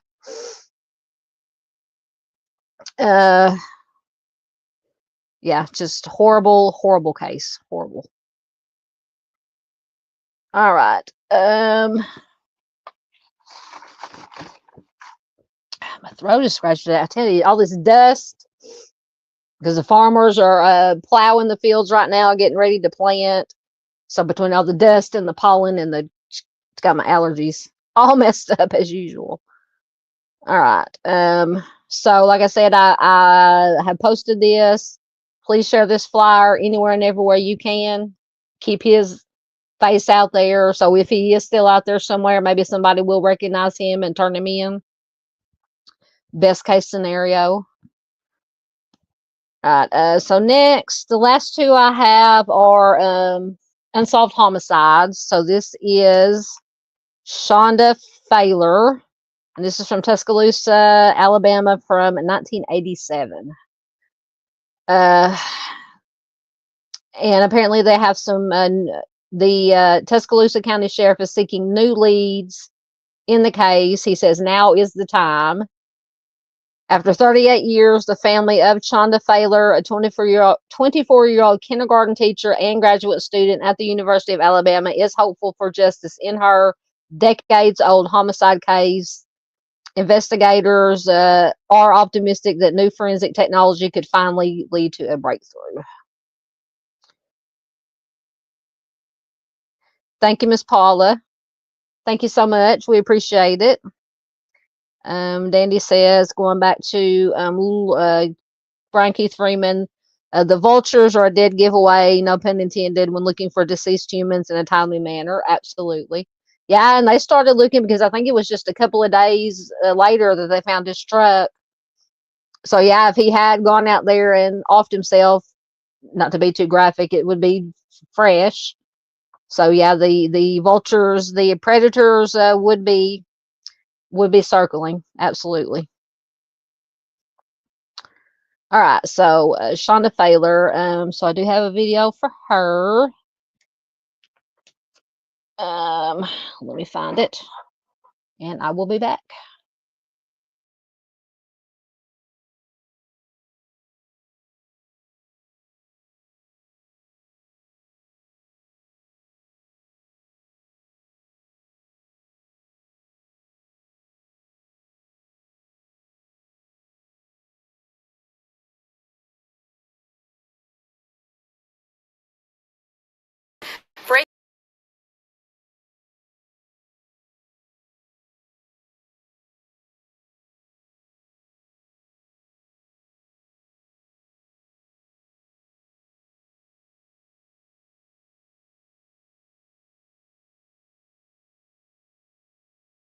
Now, if For new hope in a 1987 Tuscaloosa cold case. There's a major push for justice in the decades-old murder of 24-year-old Chanda Fehler. ABC 3340's Gracie Johnson joins us live right now. And Gracie, new forensic technology could finally unlock some answers. Muriel, for 38 years, Chanda Fehler's family has waited for justice. 38 years. Now, investigators believe new technology could lead to a breakthrough. We will never, ever give up. Never. No.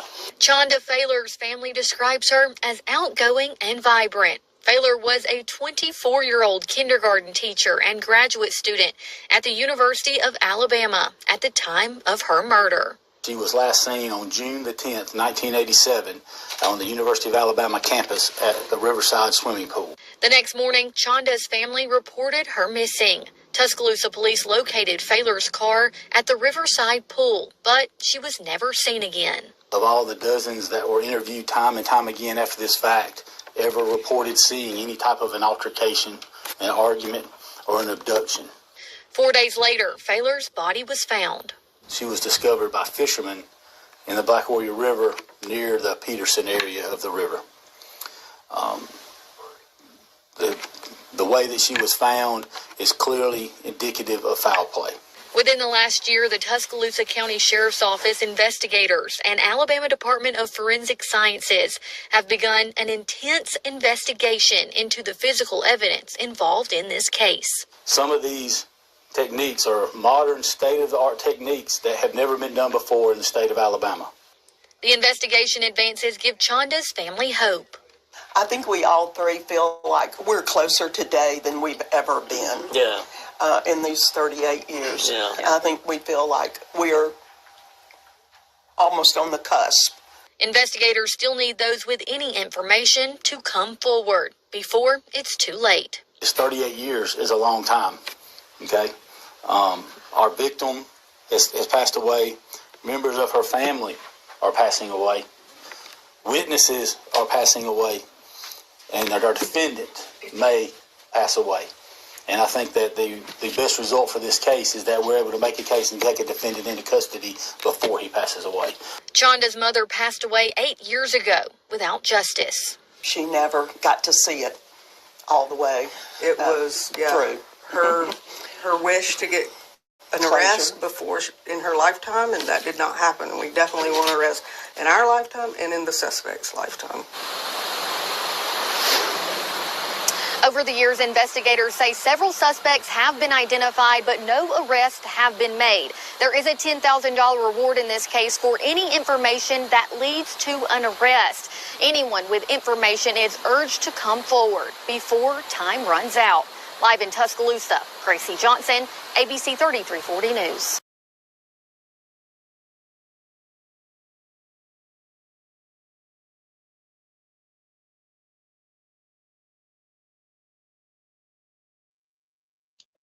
So just another heartbreaking, decades old unsolved homicide, 1987. Sunday says that's a fancy dress she's wearing. Yep. Miss Barb says, I pray I don't have to wait that long. We all pray that you don't have to wait that long either, Miss Barbara. Absolutely.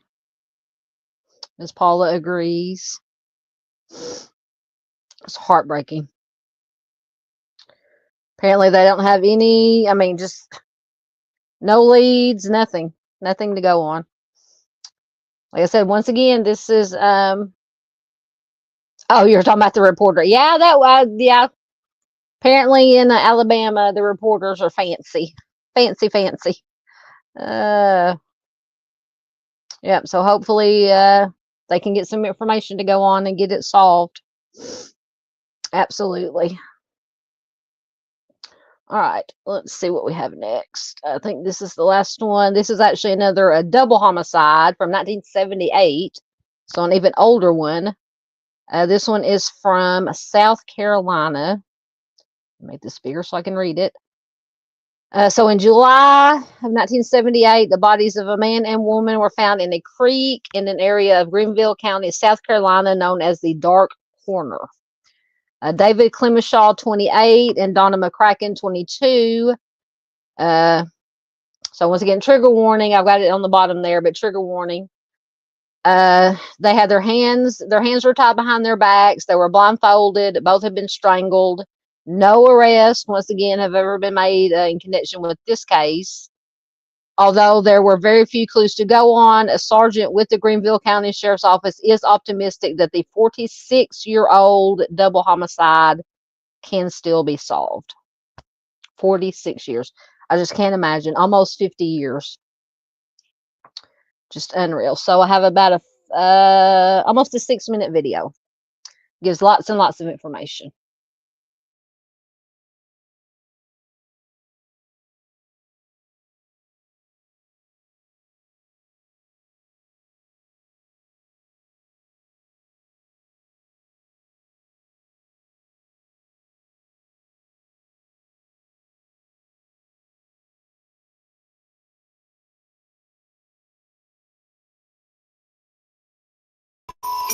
It's the 1970s, and here in the Carolinas, many people were embracing the hippie lifestyle. Bell bottoms, music festivals, psychedelic prints, psychedelic drugs. In 1978, a double murder rocked the high country with evidence spread across 3 counties across 2 different states.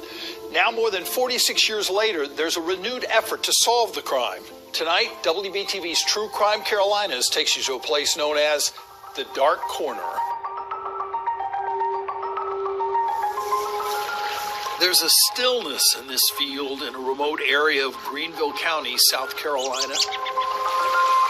A calmness to this creek as it slowly flows along its banks.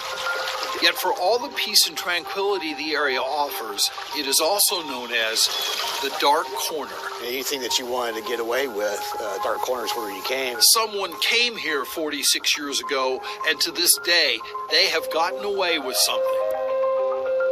The murders of 22-year-old Donna McCracken and 28-year-old David Clemishaw. The story really begins here in this quiet neighborhood in Asheville along this street. Donna McCracken and David Clemishaw lived in a house here on this street. But what happened between this house and Greenville, South Carolina remains a mystery. Here's the picture over on the basketball team. Jan Gray was friends with Donna. They went to Owen High School together in nearby Swannanoa. Donna was a sweetheart. She was kind of shy.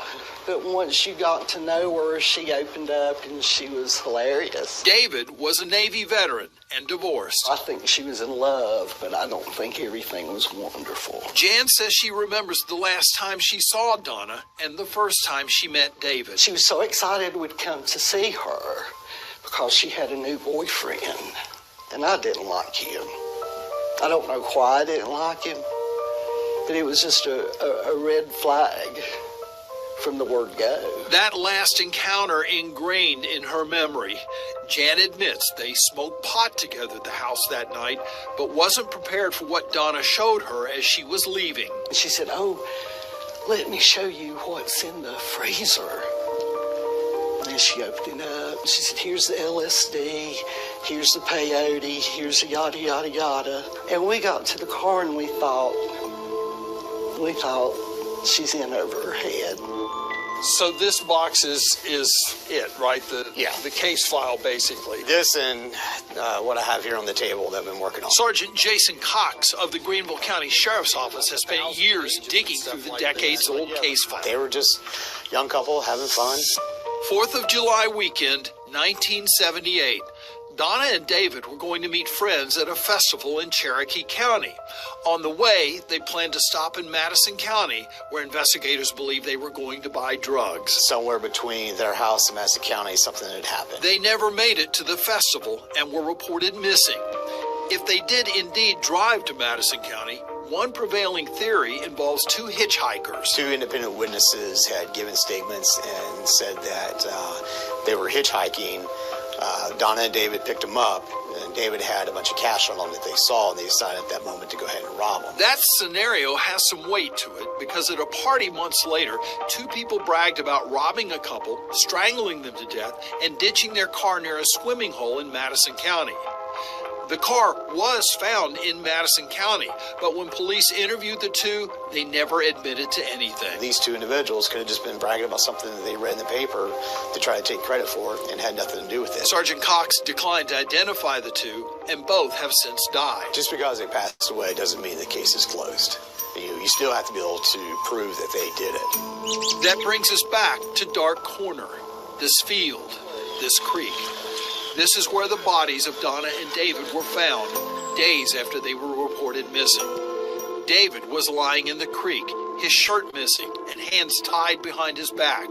Donna along the bank. She was more bent at the waist, fetal position, with her hands tied behind her back and facing down like in a submissive, almost kneeling position. Both blindfolded, both strangled to death. Strangulation seems so personal and like vindictive and horrible.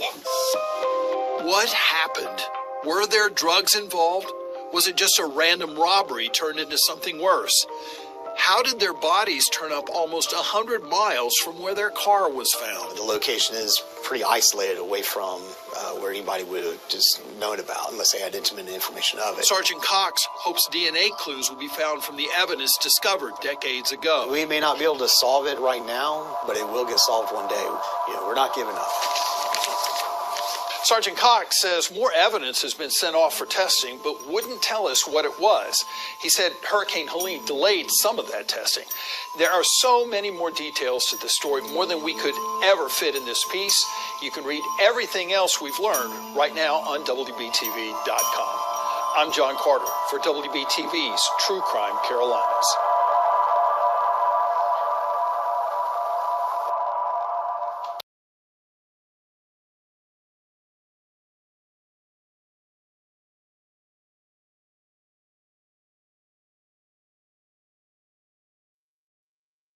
Yeah, so that's just another strange case. Although, just from that little bit of information in the video, just my opinion, lots and lots of substances found at the house.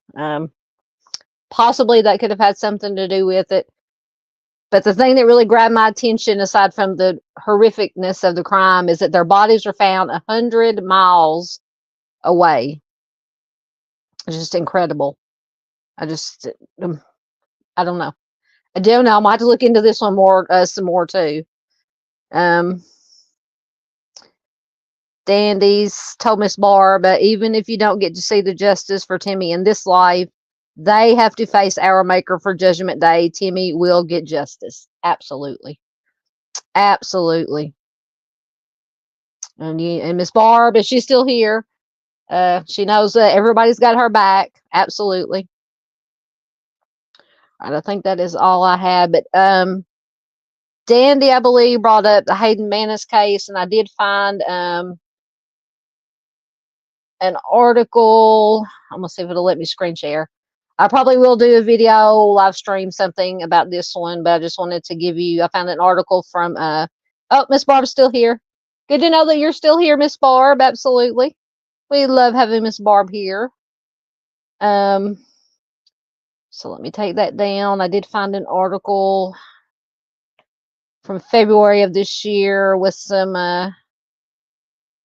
what am I doing? What am I doing? Sharing screen. That's what I'm doing. Okay. Let's see if it'll share. Sometimes it takes a minute. It's working. Slowly but surely. Maybe.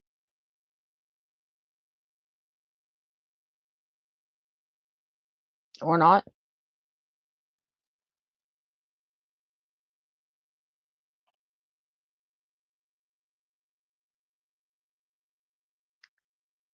I think there, finally. Okay. Let me change the layout, make it a little bit bigger. Yes, Miss Barr says, thank you for the wise words, Dandy. Absolutely. Okay. So like I said, this article is from the New York Post. It is from February of this year. Mystery swirl. I wish I could get rid of these ads. Go away. We don't want to know about the hot sale. Mystery swirls around Indiana boy who vanished 5 years ago without the family realizing. My question is, I call BS. How does the family not realize that a child is missing? So this is a picture of little Hayden. So it says a huge hunt is on for a 9-year-old Indiana boy after his family only recently realized, and these must be extended family members. After his family only recently realized he's actually been missing for more than 5 years. Hayden Menace's relatives, including his grandparents and aunts, told WTHR that they assumed the youngster was with his dad, who was awarded custody despite their fierce objections over his alarming history of abusing substances. But they finally reported him missing late last year, having realized that none of them has seen him since Christmas Eve of 2019, when he was just 4 years old. They fear he might have been, that his dad may have taken his life. Apparently his dad OD'd in November, soon after he was quizzed about his missing son. So red flag for me. Delaware County prosecutor Eric Hoffman said, I can't even remember something quite like this. Hold on. Oh my gosh, these ads killing me. Okay, so he says, I can't quite he says it haunts me every day.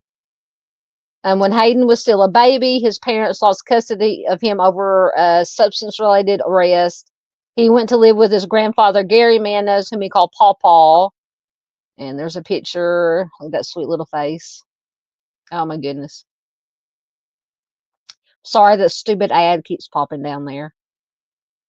Hayden's father, Dustin Manis, eventually finished his court-ordered probation and substance treatment, and he was again given custody of his son, despite his grandfather's fierce objections.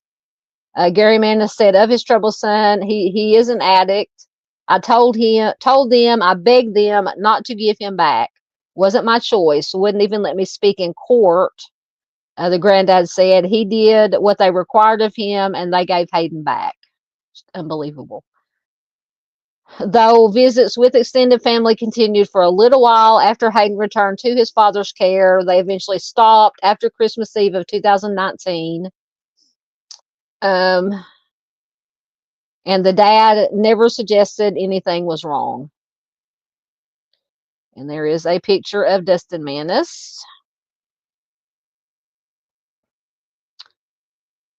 His great aunt, Barbara Phillips, said at least every month I would message him, hey, we're doing this or that. Can you come?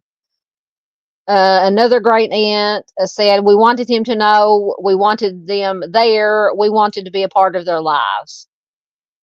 We'd say, can you and Hayden come have dinner with us? He would respond with, we'll try, I'll try, everything's fine, we're okay, Hayden's fine.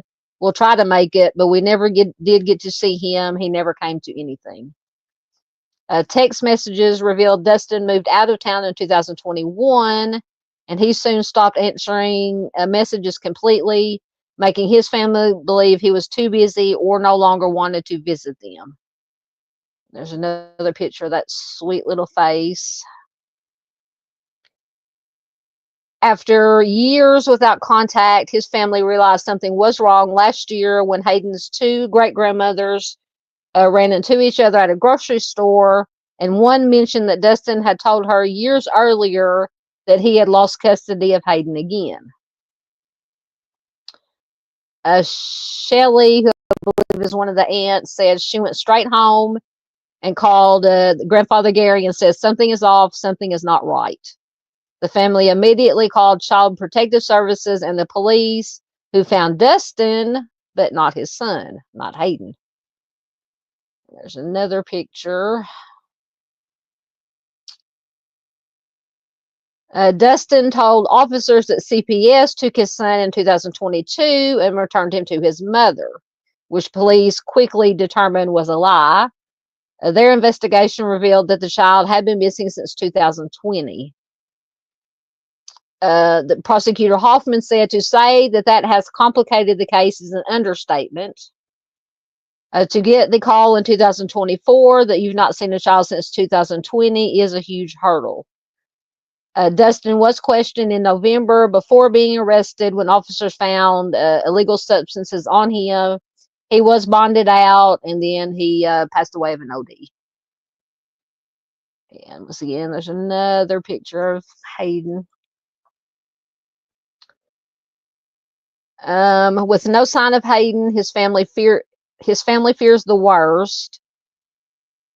I don't believe he's alive, his great aunt Shelley said, with the rest of his relatives agreeing. I mean, the police have been working on this nonstop since September, and there's been no sign of him.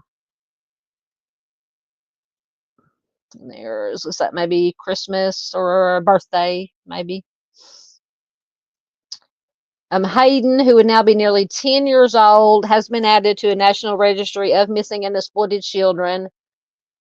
There are very few days I come to this office and I don't think about Hayden Manis, said Hoffman.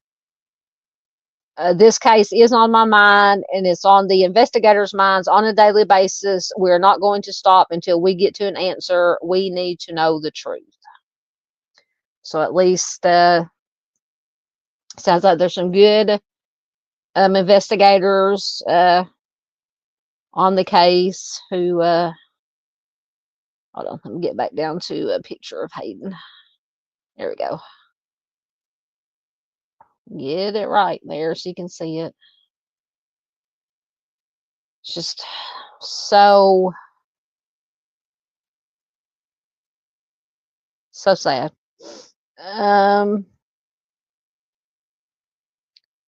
Yeah, Danny said the dad passed away, so I believe he's no longer with us. People suck. Yeah. What? Miss Paula said George Foreman just passed away. Really? We'll take a look at that. Hold on, let me get caught up in comments. Wow, I did not know that. Yeah, apparently I'm not the only one. Yes, absolutely. Prayers to it'll come up. Prayers to Hayden's family, absolutely. Yeah, Dandy says the grill guy, George Foreman, yeah, and the boxer. I know, that little face. Dandy said his cute little smiling eyes. I know, it just breaks my heart to look at those pictures. Yeah, Miss Barb says, what a precious little face. Absolutely. Yep, I'm with you. It'll come. I know it's running slow because I got the page sharing. Dandy says, every death is tremendously heavy, but innocent babies get me. Me too. To me, I mean, obviously, like you said, every death, but to me, elderly and the babies, the kids, just tear me apart. Yep, he was a boxer. Yep, I'll find let me get through. Danny says there's nothing stronger than parental love. Talking to Miss Barbara, I don't know how people do this to their own babies. It's horrifying. I know. You know, it's bad enough that, you know, when it's a stranger, but, you know, like Danny said, when it's a parent or a family member, it's just even more horrific. Oh, all right. So let me see. Let me stop sharing that.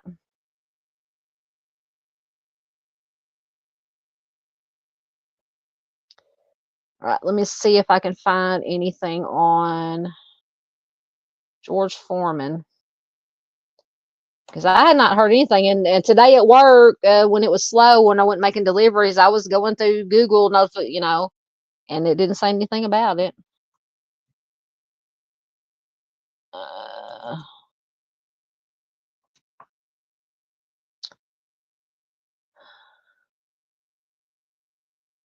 Yep. All right. See if I can get whatever article will come up. Oh, and let me read. I don't know if this is from the New York Times. It might let me read it. All right. Let me see if I can share it. 1 second.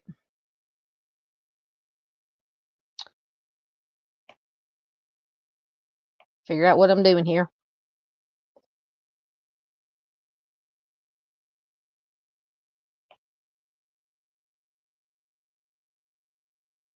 See how long it takes to come up.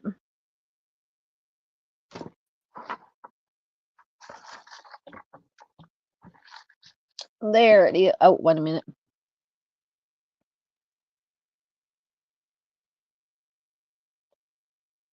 Oh, shoot.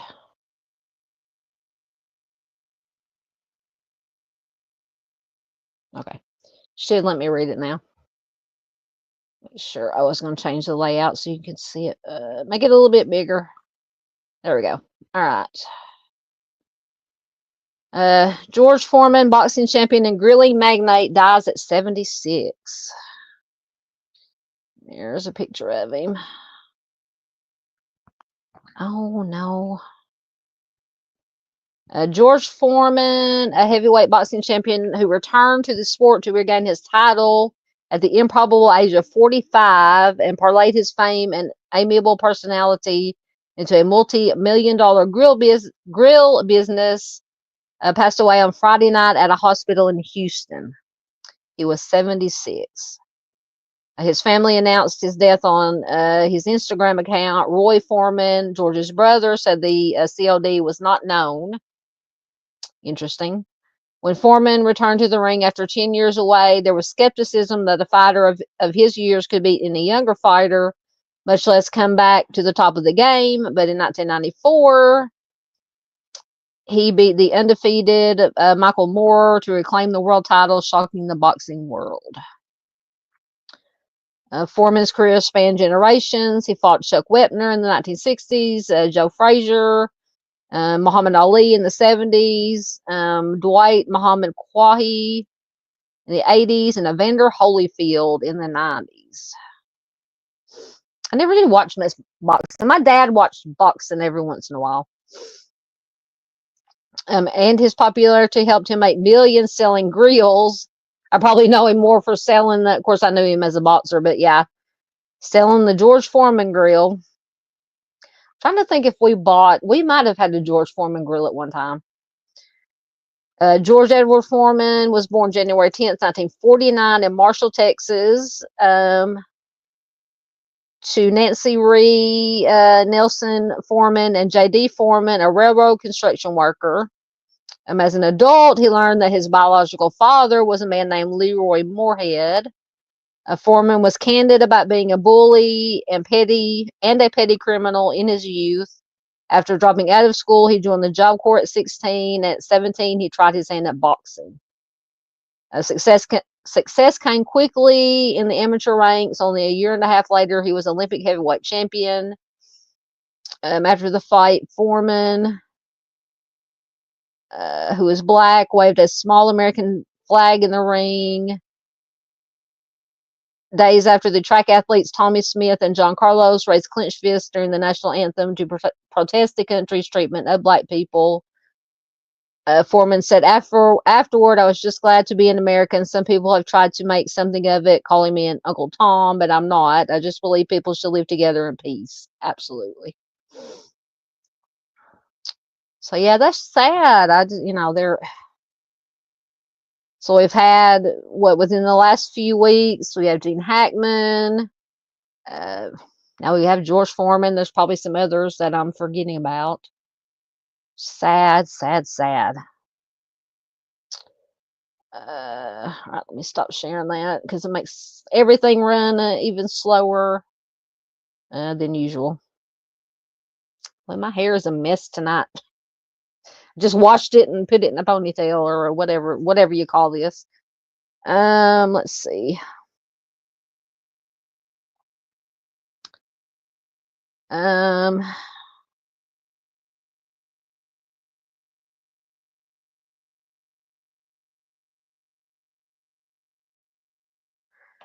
Miss Barb says, I remember my boys being that little good times. I just love them little babies. I know. Yep, absolutely. Dandy says, precious times. I'm truly sorry for what you've been suffering through. This convo has my eyes sweating. Big hugs, Mama. Absolutely. Absolutely. One of these days, there will be justice. We have faith. Absolutely. Always have faith. Faith. Never lose faith or hope. And I know Miss Barb is not, because Miss Barb is a warrior. She is a warrior. Probably one of the strongest people I've ever known. All right. Do you guys have any? I think that's all I had. Do you have any other cases or anything that you want to talk about? Oh, watch out. Charles is back. Welcome back, Charles. Rejoice, for I have returned. So you made it home safely. I'm glad you made it home safely. Now we're just going to chit chat. If anybody has anything, any other true crime goings on. Well, we're not leaving just yet. We've only been here 2 hours and 15 minutes. That's short for us. Yes, so you did make it home safely. Good. Nope, I finished everything that I had planned. So if anybody has anything else you want to talk about, throw it in chat. We'll see what's going on. I know apparently there's been some Paula says, let's go for 3 hours. Well, y'all give me something to talk about. Give me something to talk about for us to talk about.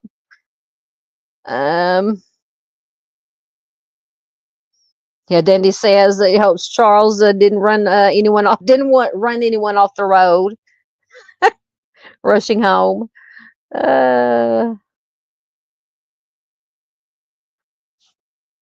Charles says you don't want me to talk true crime. Why not? Oh, we'll be here all night long. I'll have to get you on here with me one night. Dave has been saying he wanted to get a lot of us, me, him, Charles, anybody, Doodle, Mom, Arctic, anybody, just have a big panel just to discuss whatever, missing persons cases, whatever. So Charles says possible update in Mara Murray. What kind of update? I know that Dave has been talking about a lot about the Mara Murray, or he did a couple weeks ago. I think he didn't he go out to the road where they found her car? He's been working on some stuff. Paula wants to know what time for the West Memphis 3 stream. It'll probably be around 8:15, 8:30, either Wednesday or Thursday.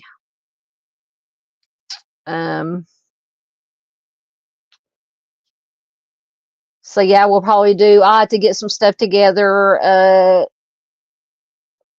We'll kind of focus on Jesse, Miss Kelly, since we've gone through. I don't know how many live streams we've done. I do have a playlist of all the West Memphis 3 live streams and videos we've done. So anybody who's interested can check it out. I think I just called it the West Memphis 3 playlist. So we covered the crime. We covered what else? We covered the victims and the families. Concentrated on them for one of the live streams. So I think we're going to kind of start getting into the trials and just the backgrounds of Jason, Jesse, and Damien. So we'll start with Jesse. Like I said, Dan Stidham had released that book. What is it called now? Can't think of what it's called. Hold on. He released that book not too long ago. And I did find a new video interview with him. So I'll show that video or that interview. I think it was done about three weeks ago. Dan Stidham book. A Harvest of Innocence, the untold story of the West Memphis 3 murder case.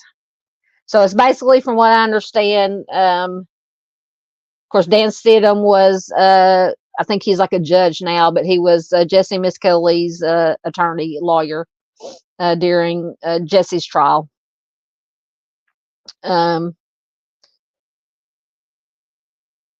And so his theory, he brought forth his theory about what happened.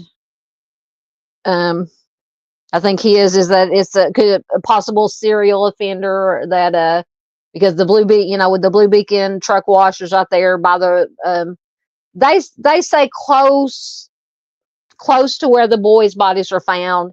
It's in the general vicinity, but Stidham and a lot of people try to make it out that where the boys were found was a lot closer to the truck wash than it actually is.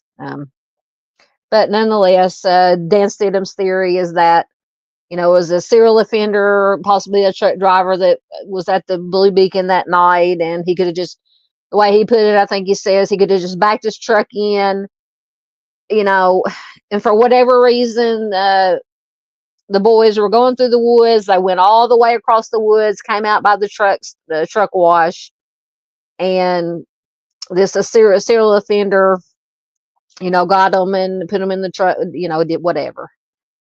So that is basically Dan Stidham's theory. So I'm like Paula. I got on Amazon and I found a fairly cheap copy of the book. So I might have to get it and read it. Let's see. Oh goodness. Now Charles is talking about cannibals. Cannibal released from prison and free. Who is that? Who is the cannibal? That's not good. We don't want any cannibals running around out there. Yep, I will definitely get it scheduled. Like I said, it'll be either Wednesday or Thursday. Most likely, trying to think. I don't know. I'll get it scheduled. It'll be one of those 2 days at 8:15, 8:30. It'll be it won't be a late night.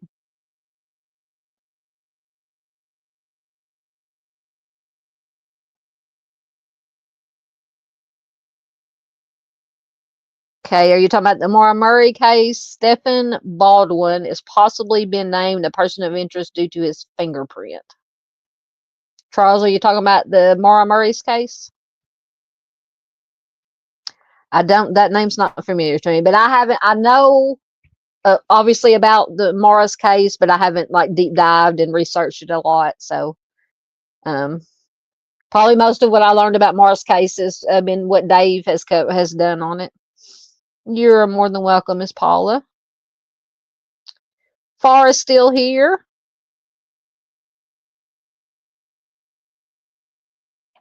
And who, Charles says, and has just been sentenced to 15 years in Ohio prison. Are you talking about the Stephen guy? I'm confused. You said Stephen Baldwin has possibly been named a person of interest due to his fingerprint. Is that the same person and has just been sentenced to 15 years in Ohio prison? I'm not going to say it out loud, but for some really messed up crimes. You can read it there. As far says, have you heard of Caitlin Ledbetter? Not sure if spelt right. No, I haven't, but I can look and see just quickly.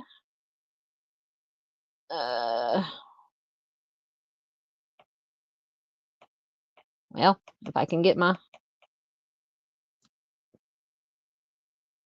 stop my cam while I'm looking this up. Caitlin Ledbetter. All right.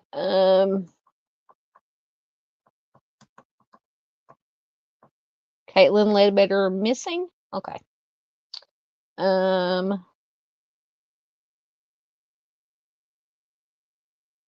See what I can find here.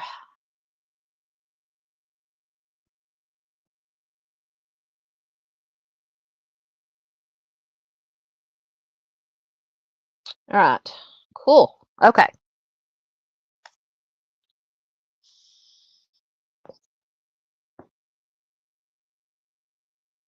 Okay, so hopefully it'll let me share. Okay, let me take that down so we can see. Take that down. Share my screen.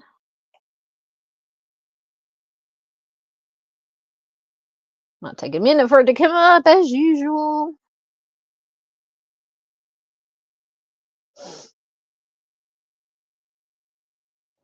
It's trying.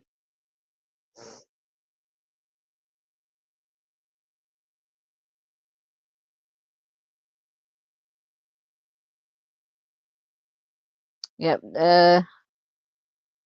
While we're waiting, Dandy says if it'll come up. Am I frozen? No, I'll get to that. Dandy had a good. Okay, so. Oh goodness. My page is unresponsive. StreamYard is unresponsive. Imagine that.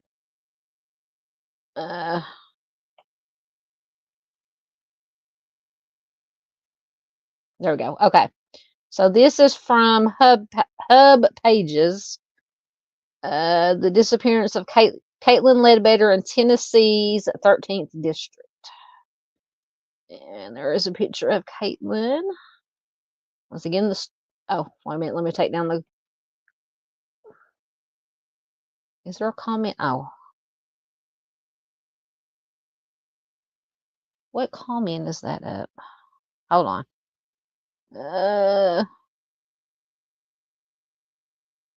One second.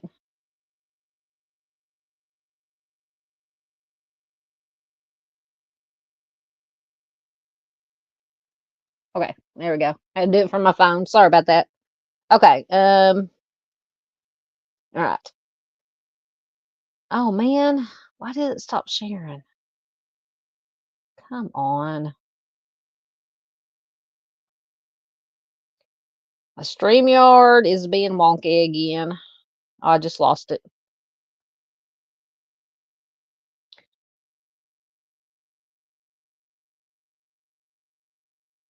Okay, I'll just put that back up there. What is it doing? Hold on, it's turned into a dumpster fire. Wait, it may be coming back. 1 second. Lord Almighty. See if I can get back into StreamYard on my computer.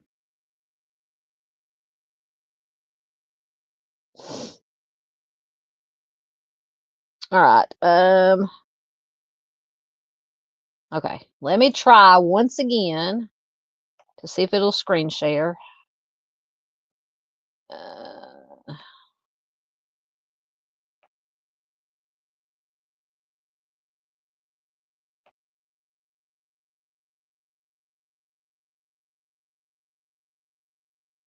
We'll see.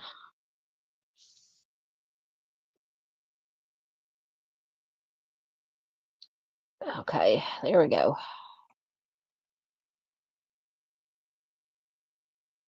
Nope, that's not what I want to do. That is what I wanted to do. Okay, let's try this again. All right. So that is Caitlin Ledbetter. So who is Caitlin Ledbetter? Born in 1995, Caitlin Ledbetter was a beautiful young woman raised outside of Indianapolis, near her mother's hometown. Caitlin was living with her father in Central Tennessee when she was last seen. Despite the mysterious circumstances surrounding her disappearance, local law enforcement in the area has not provided any updates regarding leads to her whereabouts or what may have happened to her. Let's see, when was this article from? It was updated April of 2024. How did Caitlin go missing? It was early in the morning, around 5:30 a.m. on May 2nd, 2021, when Scott Ledbetter claimed he last saw his daughter. Scott told police that Caitlin had gotten into an argument with his girlfriend before she exited out of her bedroom window. Oh, maybe I have heard of this one. Okay. Exited out of her bedroom window and was never seen again. Caitlin was barefoot, wearing only pajamas. That sounds familiar. She was not in a vehicle, but instead walked into the heavily wooded area surrounding the home and vanished. Caitlin, 26 years old at the time, left so suddenly she did not even take her phone with her. According to Namus, her clothes were a blue sleeveless shirt with white shorts with blue polka dots. It is unclear if that is a description of the pajamas. And there's another picture of Caitlin. Trying to get these ads to go away. The search, the Overton County Sheriff's Department has not given any official statement regarding updates in the investigation into the disappearance of Caitlin. However, local news stations, getting rid of ads. However, local news stations have not completely neglected her story. In November of 2021, WKRN in Nashville reported that many local residents believe that local law enforcement waited 9 months before conducting a proper search of the property. Why would they wait 9 months? Did it disappear? It disappeared. Okay, I lost it again. I'll just stick that back up there. StreamYard pooped out again on my laptop. So unfortunately, that will make it far too late to collect any valuable evidence, that may have been present at her father's home. The suspicious events preceding the search only added to the mystery of Caitlin's disappearance. According to the Trolley Project, at some point, tracker dogs were used to search the woods where Caitlin disappeared. Her scent was tracked to the edge of the road, and then the trail went cold. Law enforcement believes Caitlin's body is not in the woods. What happened to Crystal Tyson? Okay, so Crystal Tyson was dating Caitlin's father. Crystal had lived with Caitlin and her father in his Tennessee home and continued to live there even after Caitlin disappeared. According to local news reports, Caitlin's father told law enforcement it was an argument with Crystal that caused Caitlin to flee the home that early May morning in 2021. Later that same year, law enforcement returned to the residence. Scott Ledbetter's home was on fire. The local Hillam Fire Department arrived on the scene, where they were informed that someone was still inside the residence. Other local fire departments assisted with the blaze. On August 2nd, 2021, the home was lost along with any potential evidence. How convenient. Even more troubling, Crystal Tyson had been killed in the fire. To help family with expenses, a GoFundMe campaign was started in Crystal's memory.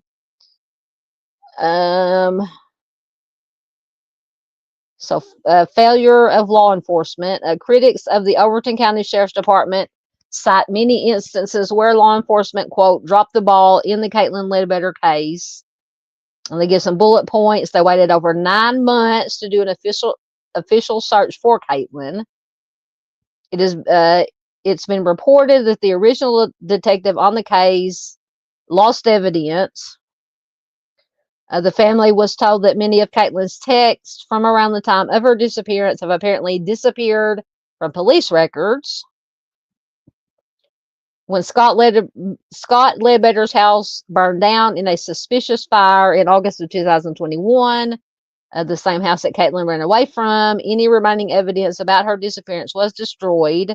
Even more grim is knowing that Scott's girlfriend, Crystal Tyson, who was perhaps the cause of Caitlin's disappearance or may have witnessed something, was killed in the fire. Any information she may have had about Caitlin went with her. Eric Hammock, a concerned local resident who didn't know Caitlin, said that, quote, in this area, if you're not a certain type of person, then you don't get the same response from law enforcement as other people do. You don't get the same treatment as the guy in the nice neighborhood driving a Mercedes. You're kind of written off. So once again, being judgmental of somebody's past, their status, whatever.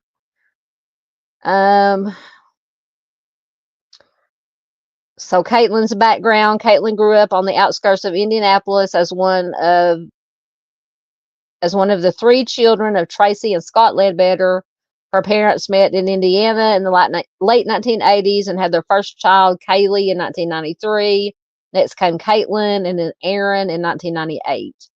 The couple settled in Indiana near Tracy's family and were successful for several years. The two owned several properties near Indianapolis and Martinsville during Caitlin's childhood. Although many details are unclear, it can be determined from public record that debts were stacking up, adding stress to the household. Tracy filed for divorce from Scott in 1999. Court records suggest that Scott moved back to Tennessee, and Tracy eventually stopped showing up for proceedings, and the divorce was dismissed a year later. In 2000, Tracy gave birth to Caitlin's youngest sister. Tracy continued to live in Indiana and was arrested in 2002 on battery charges that were later dismissed. Little is known about Tracy's life before. She passed away in 2013 at the age of 38. At the time of her death, her children were 20, 18, 15, and 13. At this time, Caitlin and her brother Aaron went to live with their father in Tennessee. Their older sister, Kaylee, stayed behind in Indiana as an adult, while their younger sister remained in Indiana with her biological father. No one has heard from Caitlin since the disappearance that early May morning, not even her boyfriend. The most common theory is that Caitlin's own father may have played some role in her disappearance. However, there has been no evidence found to establish a proper lead in the case. Many questions remain to be answered, such as, why would she leave so suddenly with no phone or shoes? Absolutely. Was she picked up by someone with sinister intentions? Did Crystal Tyson know something that could have solved the case? Was there any valuable evidence destroyed in her father's house fire? And have the local police handle the case properly? Well, just from this information here, in my opinion, no. But please let me know in the comments. So if you have any information regarding Caitlin's disappearance, please contact the Overton County Sheriff's Department in Livingston, Tennessee at 931-823-5635. So has Caitlin been found? No. It has been 2 years since Caitlin disappeared, and her family and friends continue to share Caitlin's story in hopes that she will be found. So now let's talk about the Tennessee murder billboard. Recently, Caitlin's picture was featured on a billboard in the area, which hopes to raise awareness about the unsolved cases that exist in the 13th Judicial District of Tennessee. And I think Mom, Mind of Monsters, has done a lot of talking about live streams and stuff about this Tennessee murder billboard. Locals in the area feel that many cases of missing and unalived women and men, as many as 14 victims, have been largely ignored by law enforcement, and family and friends are still seeking answers. So that after I started reading it, especially when it said that how she jumped out of the window with basically no shoes in her pajamas, didn't take anything with her. I have read some about that. So thank you, for bringing that back up. I'm going to have to look into it some more. Let's see if I can get back into StreamYard again. I'm not on my laptop. I'm not going to promise anything, but maybe if I don't try to share my screen again, I think that's when it starts going haywire. And I'll get back into your comments if it'll let me in. If not, I'll just do it from my phone. Okay. Now I have to get down to where I was at.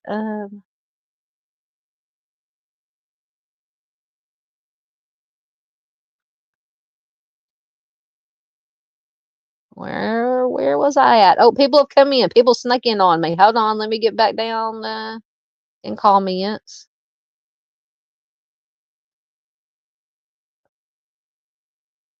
Okay, this is where I was, because this is the comment from Dandy that I was gonna. Dandy said, even if you only focused on one case a week and discussed it with a guest, there's so many great creators around here. Absolutely, yeah. Yeah, because I want to get together with, obviously, Arctic, Doodle, Charles, Dave, Klein from Missing Black People Have Forgotten.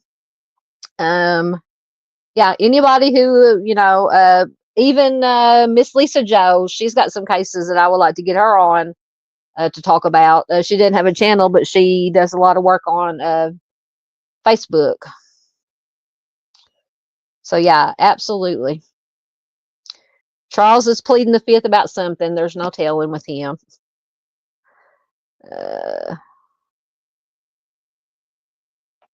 We're going back to West Memphis 3. Charles says, well, Dawn, important question. Do you feel they did it? This is one. Obviously, I don't know for sure. I'm on the fence. I mean, because I have, unlike, the Tragedy Pimps and the Innocence Project and all these celebrities that just, I've listened to lots of different, I've watched the very first things I watched, which back then was the only things to watch were the Paradise Lost trilogy that came out on HBO or whatever. I watched all of them numerous times. I've watched all the other documentaries, the movie, but I've also, and they're obviously heavily slanted towards their innocence. But I've got on YouTube and other places and watched people that are slanted towards them being guilty. So I have looked at all sides, and I honestly, I'm on the fence. I don't know. I mean, I could look at some things and say, well, yeah, maybe they're innocent. Maybe somebody else did do it. And then I'll look at something else and say, that kind of looks like they're guilty. So I honestly can't give you I can give you an honest answer is I don't know. I don't know. I just wish they would. My biggest thing right now was with West Memphis 3, test the freaking evidence. They're still fighting it here in Arkansas. The Arkansas Supreme Court said, yes, it could be tested, but the local officials still say, no, we're not testing it. We're not, The one thing I will say is, in my opinion, they botched the investigation, or maybe not necessarily the investigation.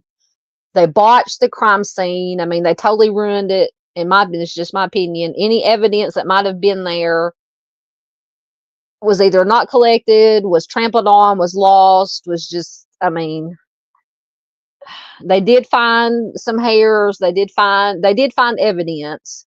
And I think that's evidence they did test back in the 90s. And that is the evidence I believe that they want to be retested today because of all the advances in technology that we have. So just test it. Just test it. So I don't know what the deal is with them not testing it, but it's just annoys the shit out of me. Excuse my language, but it's just, to me right now, that is the most annoying part of all this. I just want to know who did it. If it was them, yeah, fine. If it was somebody else, good. I just want to know for the boys, for the little boys, for them, for their family members that are left, because a lot of their family members have passed away. I just want to know. Just want to know. One way or the other. Whoever it is. I just want to know. So that is my answer. Oh, goodness. Absolutely. Charles says, I'm always down to help with case discussions. I think I might have more than anyone. Opinions or cases or both.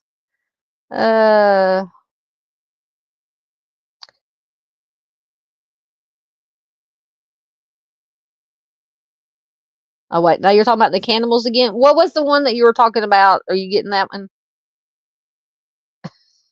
And Paula's talking about Hannibal Lecter, yes. The most famous fictitious cannibal. Yeah, Sunday says Maura Murray's case is odd. Paula agrees. Dandy says she is safe from cannibals.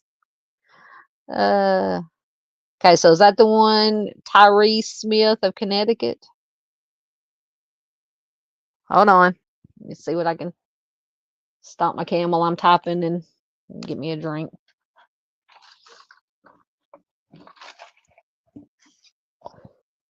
Is that the right one, Charles?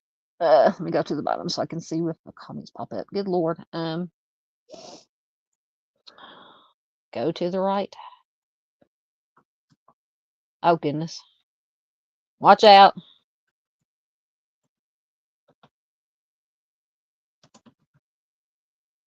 Tyree Smith cannibal released. Okay, that must be the one you're talking about.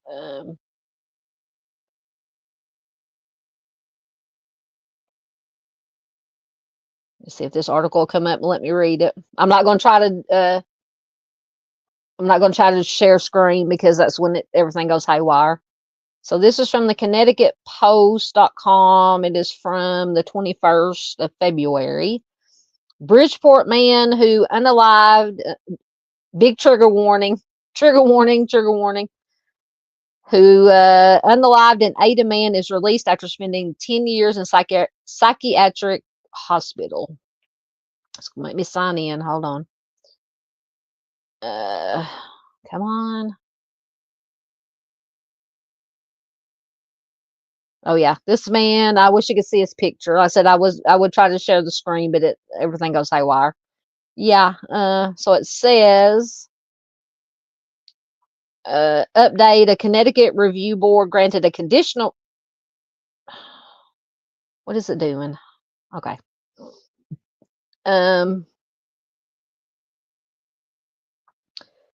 A Connecticut review board granted a conditional release to Tyree Smith on Friday, February 21st, 2025. A state board ordered the release of a former Florida man who officials said killed a homeless man and then ate his brain and eyeballs. It was a case that made national news. Tyree Smith, who grew up in Bridgeport and Ansonia, was found not guilty of homicide by reason of insanity following a trial in July 2013 and order committed to a state psychiatric hospital for 60 years. And they let him out after 10 years. But this week, the state psychiatric security review board ruled that Smith, after spending 10 years in the state's most secure psychiatric hospital, is ready to be transitioned into the community. I wonder what the community members have to say about that. He has since been released and will be living in a Waterbury group home, according to the report. He is not to associate with anyone involved in criminal activity, the report states. Was that, let's make sure I didn't miss anything. Tyree Smith is an individual with a psychiatric illness requiring care, custody, and treatment, the board stated in its report.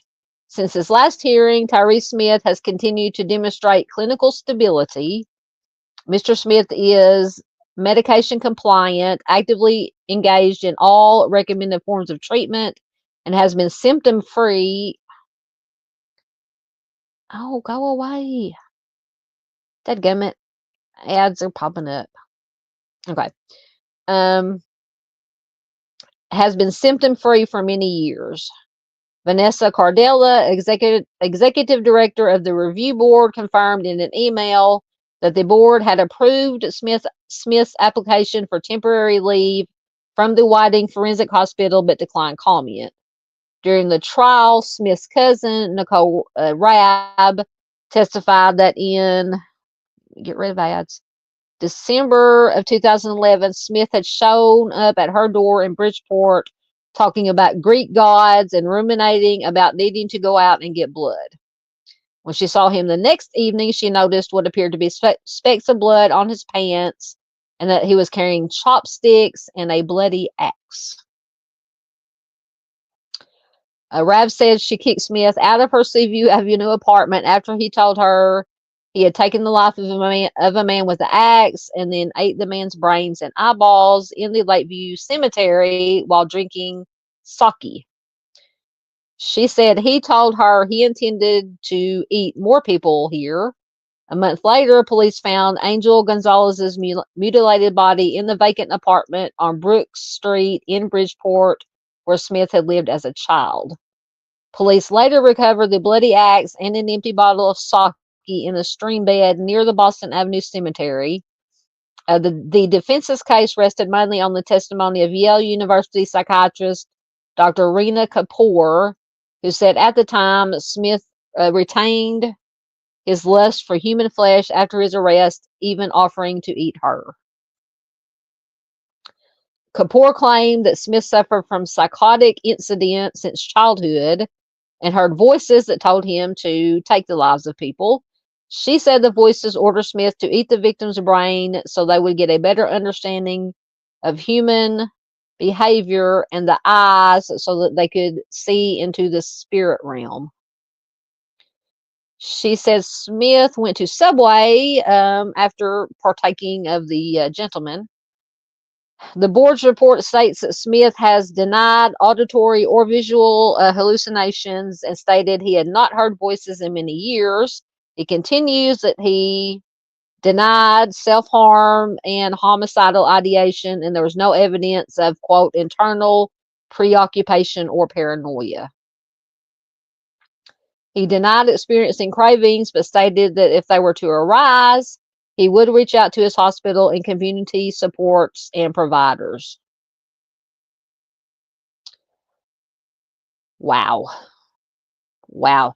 Thanks, Charles. Now I'm going to have nightmares tonight. That is crazy. So he was supposed to stay in there for, what, 60 years, and they let him out after 10. Oh, man. Farr says she hasn't had much coverage. 23. Oh, Caitlin Ledbetter. Okay, I will. If you're talking about Caitlin, yes, I will. I will definitely do a video, or we could do a live stream just about her. Absolutely. There's Miss Michelle C. I'm so behind. I'm about 30 minutes behind in comments. But if you're still here, hello, Michelle. Good to see you, dear. Dandy says, telling me at my age and condition, I'm more like jerky and less like meat. Same here. Yeah, okay. So, yeah, Charles says, come on. Was released after needing to do 60 years in prison for killing and partially consuming victim Angel Gonzalez. But he isn't the first. Oh, goodness. We might have to do a live stream about cannibals. Oh, goodness. Yeah, see, going back to Caitlin, Farr says they think she jumped out her bedroom window and run off without shoes. If she did that, if she left that house, like I said, I have not looked, a rainbow. I have, heard about this case, but I haven't deep dived into it. But if she did leave that house that night of her own free will and something didn't happen to her then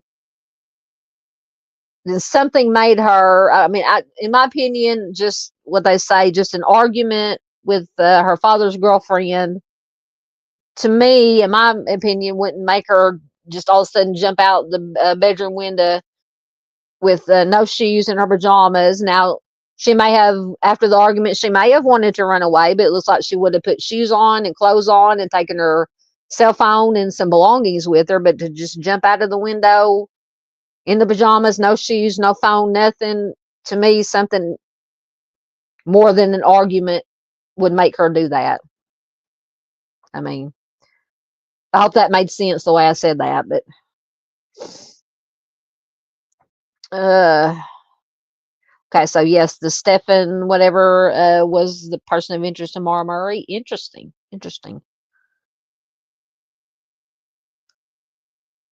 So there's at least 3 cannibals that are walking around among us. That is scary.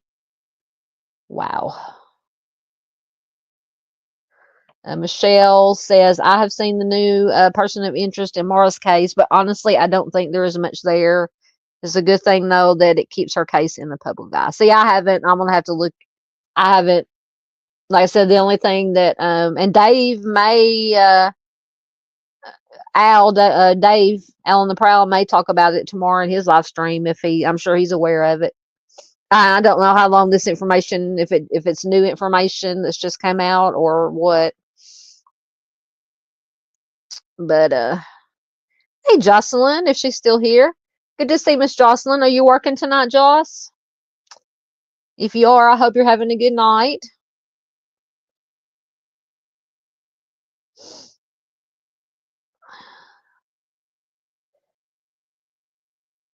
Well, what information are you talking about? I didn't say I didn't believe you. You say, oh, you're talking about Mara? Oh, thank you so much. Michelle said my hair looks nice tonight. And I washed it and I let it dry because I hardly ever blow dry my hair. For one, I don't have the patience, and for 2, it's bad for your hair. So I just kind of let it dry a little bit and just kind of threw it in a little side ponytail and just whatever. I'm not here to be a fashion mogul. I'm here to get some information out about some true crime and some missing persons. But thank you, Michelle. I appreciate it.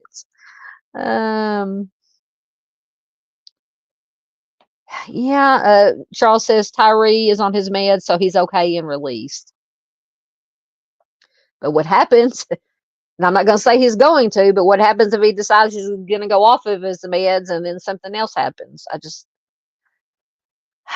And I know people, some people deserve second chances and they can maybe be reformed, but I don't know. It just makes me nervous. And where was this at? I don't remember. Was it? No, Florida. Okay. And then wasn't that here a while back in Florida where the this guy was probably on synthetic, either bath salts or synthetic marijuana or something that some man, I think he was naked, might not have been, but that's beside the point. Attacked a homeless person and basically ate his face off. Wasn't that in Florida? It's been maybe a year or so, maybe a little bit more back. I remember that. That was crazy.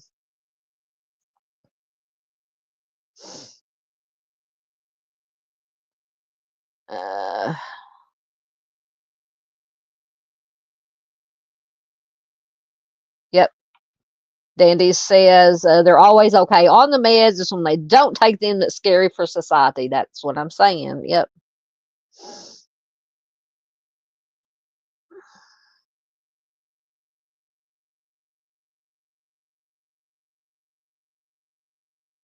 Yep, I agree. Charles says it might be just me. Once they've eaten, we should keep them safely secure just in case. I agree. You're very welcome. Absolutely.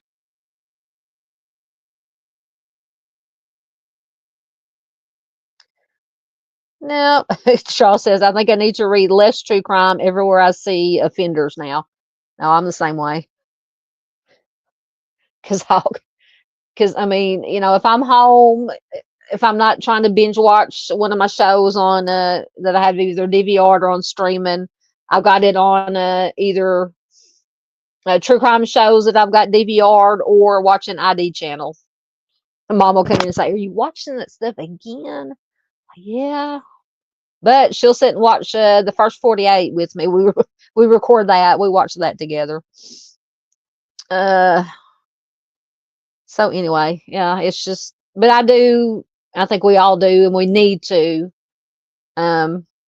just take a break every time. Sometimes I'll have to take a break for a few days or maybe even a week and I'll do videos or whatever to upload here for you guys. But I won't watch any true crime on TV, or I'll watch my shows or what, and take my mind off true crime, or get on YouTube and watch music videos or puppy and kitty videos.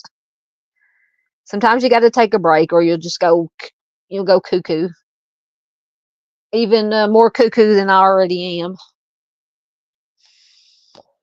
Yeah, that's true. Danny says, I'll second that motion. No one wants to be the neighbor's barbecue. I know. And hopefully, I would think that wouldn't they have to, even if they didn't have to, I would hope that they would let whatever community, because I said, excuse me, he was living in some kind of a house. I don't know if it's like a halfway house or whatever, a group home.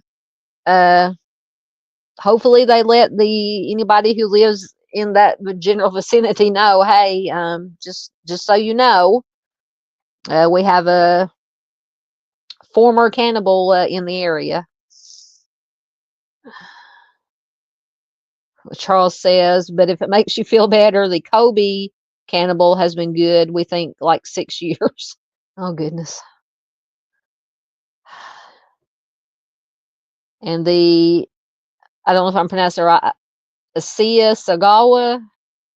Well, he says he hasn't eaten anyone else, but he wants to. Oh, my gosh. And he's free. I hope he has good impulse control. That's all I can say.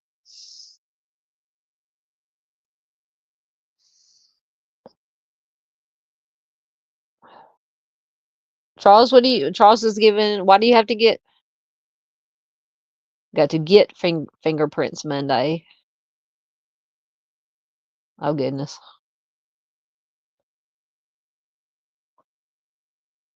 Wait, somebody is asking you for your DNA for a missing persons case? What did I miss? What did I miss? What did I miss? Paula says she was born with fingerprints. Yeah, and some criminals, some offenders have gone so far as to just basically burn their fingerprints off, get rid of their fingerprints somehow.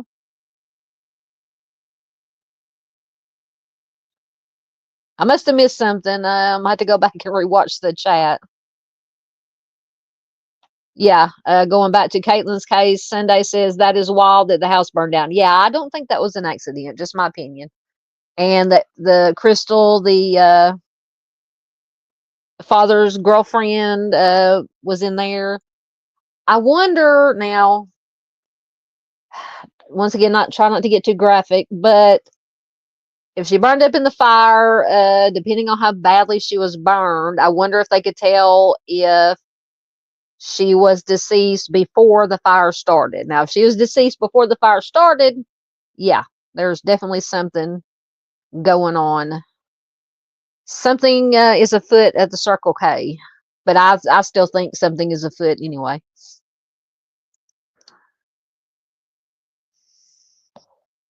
Oh my goodness.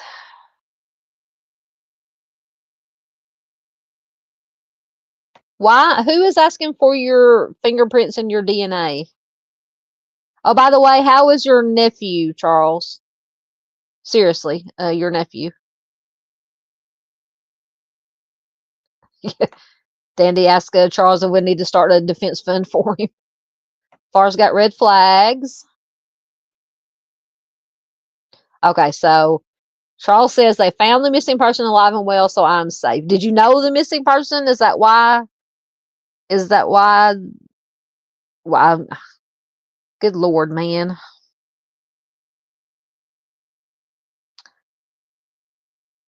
Yes, Dandy says, in her opinion, if Ellie isn't going to investigate things, they need to make them public so we can.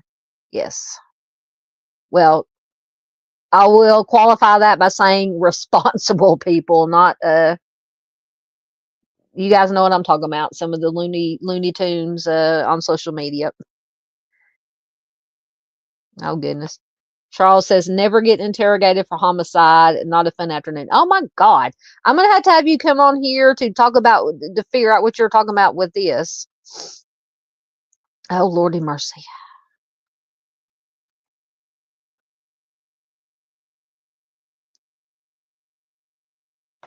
Charles says, oh, no, says that happened when I was 15 and then when I was 27.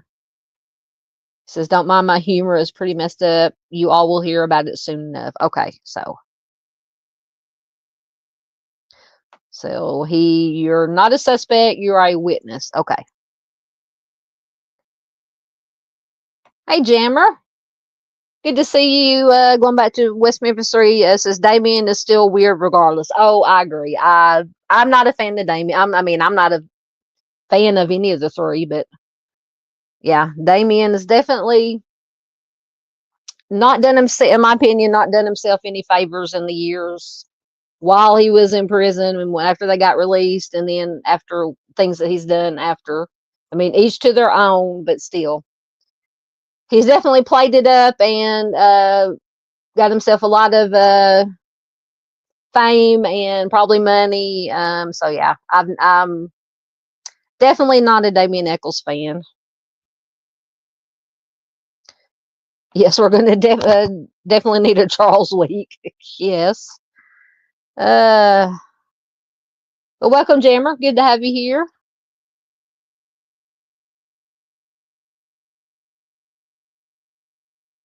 Yeah, Charles says, right, I felt they were innocent at the time too, till I dug in and was like, whoa, hold up. Yeah, I'm trying to think. There's a website, and Charles, you may know the website. God, I can't think of the name of it now.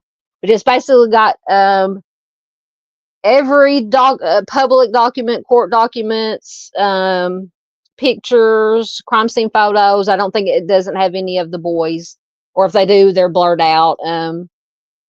Basically every court document, trial transcripts that's out there on this one website, and I'm still trying to make my way through all of it, and I cannot for the life of me think of what it's called. I'm trying to think if I have it. Let me see if I have it bookmarked on my computer. Dang, I don't. What is it called? I might have it bookmarked on my phone,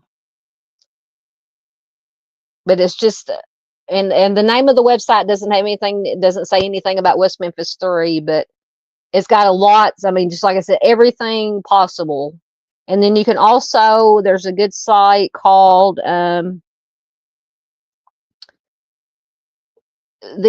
put it in the chat. It's the Encyclopedia of, oh shoot, hold on. No, cancel. Let me get the link. It's the Encyclopedia of Arkansas. It gives a lot of information about, if I can get it to come up, I'll put the link in chat. It's a really good source of information also. All right, so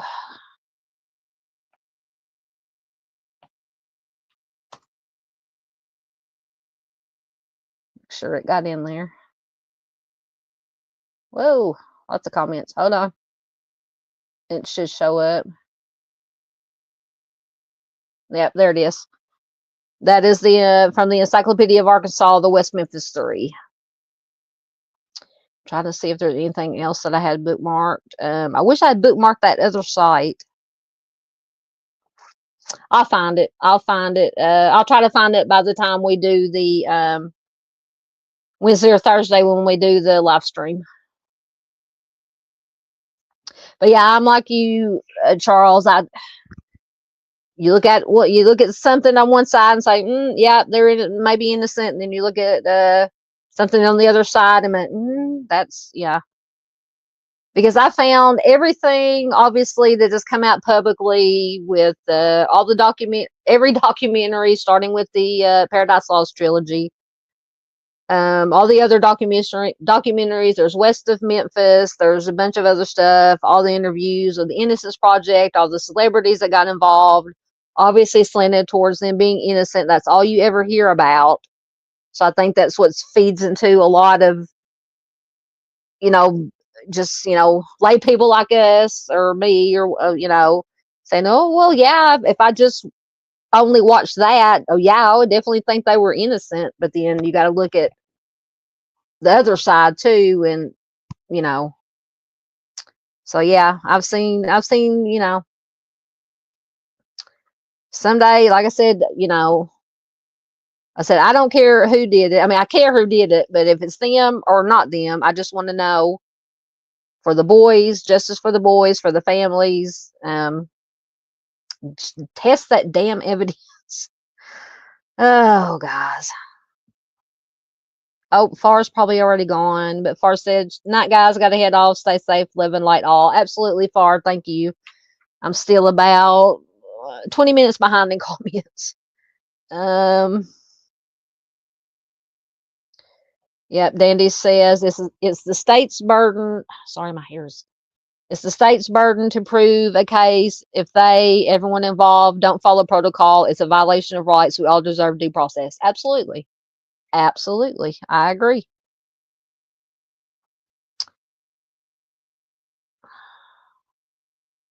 The TV lied to you about what? Charles says, the TV lied to me? How dare they? I know. Shame on them.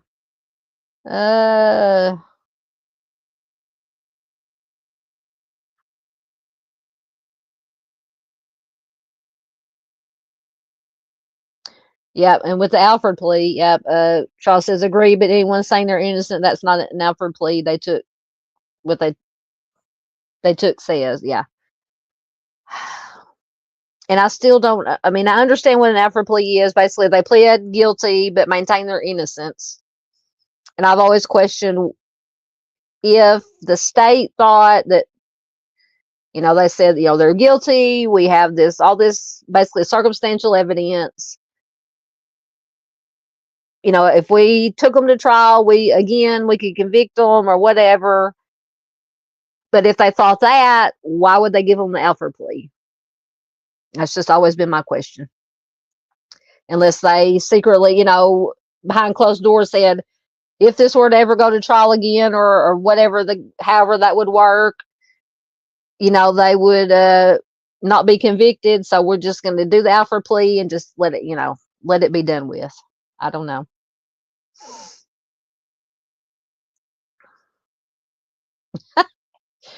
Dandy says it puts a lotion on the skin. I'm going to have to watch that movie because alligator skin is common in Colorado. Yes, or else he gets the hose again. You're all going to make me have to watch. It's been so long since I watched that movie. Goodness gracious. Charles says he's known at least 30 people that were victims of homicide. Oh, sorry. So Tyrese Smith. Sorry, I'm getting my cannibals confused.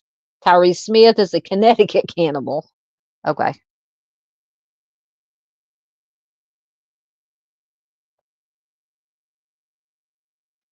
Yep.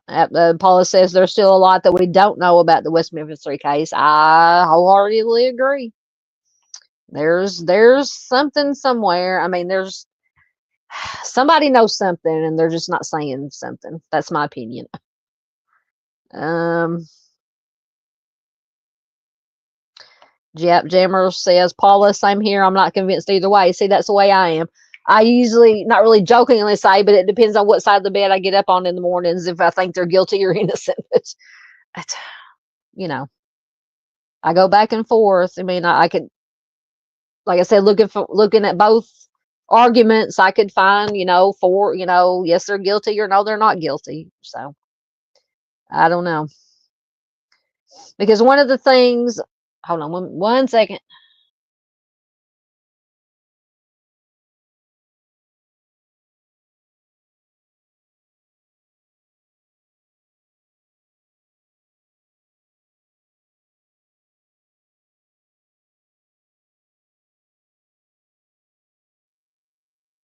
Sorry, had to blow my nose. I forgot what I was going to say. Because one of the arguments has always been that they, or for the one, for people who think that they're innocent or they didn't do it, is that they honed in on them immediately. They didn't investigate anyone else, that's not true. From what I've read, they did investigate other avenues. But from what I've read, things just led back to them. So,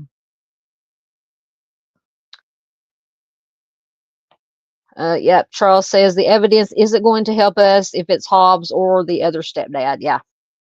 Yep. Because I know John Mark Byers has passed away, and I don't know.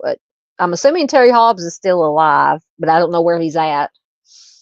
I think at one point he was supposedly missing, but he turned up somewhere. Because and that's another thing, they did find the two hairs that they found at the scene, and people make a big deal out of that too. They say one definitively belonged to Hobbs, but people say that one definitively belonged to Hobbs, and the other hair definitely belonged to Jacoby, his friend. That is not the case. It said they could not be ruled, how they put it, could not be ruled out, or they were consistent with. One hair was consistent with Terry Hobbs' hair. The other hair was consistent with Hobbs. So being definitely a hair from them and being consistent with is two totally on opposite ends of the spectrum. I mean, and that's just my limited knowledge of how DNA works. But I do know that it did not definitively say that the hairs belong to Hobbs and Jacoby. It just said they were consistent with Hobbs and Jacoby, but they could also be consistent with, a million other people. So that's another thing you have to take into consideration. Yep, absolutely. Possible transfer due to it being family gives them an explanation. Absolutely. Absolutely. That's another thing that people who think that they're innocent say, well, if the hair was there, that means they were there. No, it doesn't transfer. Because the boys were at each other's houses, they played together. They, if they're let's say they never were in each other's house, which is highly unlikely. If they're playing together and the hairs, fibers, or something on their clothes, and they're wrestling around or touching each other or even sending it to each other, it can be transferred that way. They don't even have to be in the same house. It can be transferred that way. So there's lots of things to consider.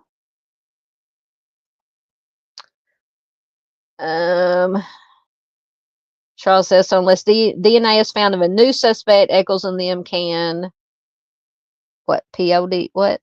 Yeah. Yeah.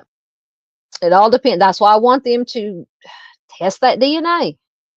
If it comes back as belonging to Eccles or Baldwin or Miss Kelly, fine. If it comes back to somebody else, to Hobbs or Jacoby or somebody else, another family member or an unknown person, then there you go. But you won't know until you test it. Now, Charles is bemoaning the fact that there are a lot of cannibals from Florida, apparently. Yep, Jammer says the cops cleared Mark Byers. Yes, there's just as much to suspect for Terry Hobbs, though. Yeah, because his story and Hobbs's story, or Jacoby's story, did change some little inconsistencies. So, I would be more inclined if it was a family member to be suspicious of Hobbs and Jacoby. Absolutely. Charles says, but DNA won't help us with Hobbs. Jammer says, if it wasn't West Memphis 3, it was Terry Hobbs in their opinion.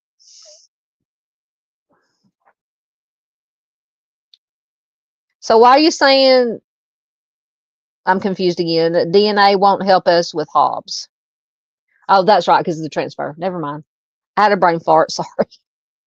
Yeah, because he could explain, it'd be easily explainable why his DNA would be on, yeah, okay.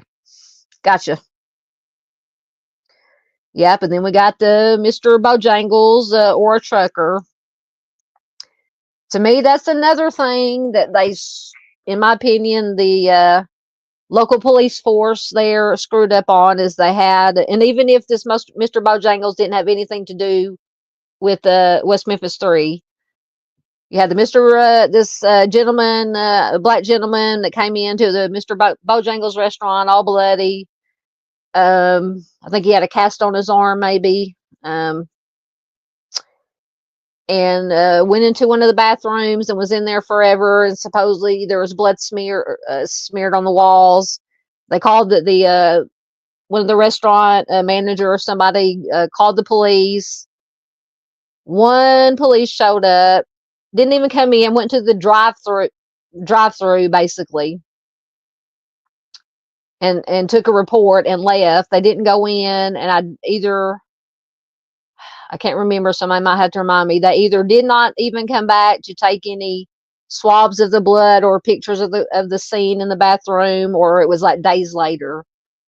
So they botched that. So if this Mr. Bojangles, they botched that. So yes, absolutely. Jammer's been in here a couple of times. We enjoy Jammer. We enjoy everybody. As long as everybody comes in and behaves themselves, we're good.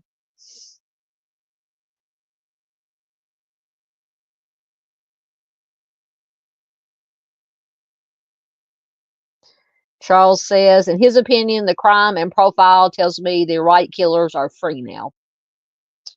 Fair enough. Jammer says, actually, they have more evidence on Hobbs than the West Memphis 3. Yeah, we can all have our opinions. It's, everybody's got an opinion, especially on this case. We can agree to disagree. It's fine.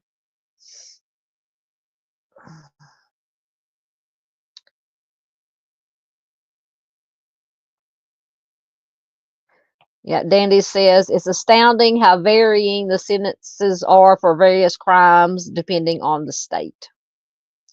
Yeah, talking about sentencing for crimes, and then we'll get out of here in a minute as soon as I get caught up. And I don't know if Miss Barbara's still here. She was talking about the catch and release program especially for the substance dealers and things of that nature. Me and my mom likes to watch these like Northwoods Law shows and stuff that follow the game wardens around. So I, DVR on for her. I watch them with her.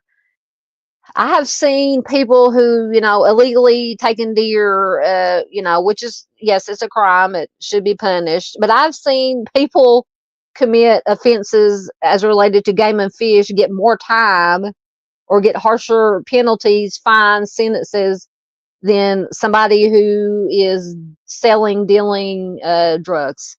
It just blows my mind. I'm just like, really? I don't understand.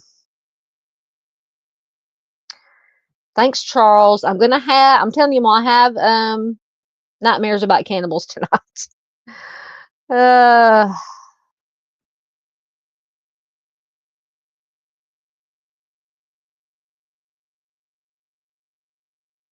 Yeah, just everybody just be nice. We can agree to disagree and chat. It's fine.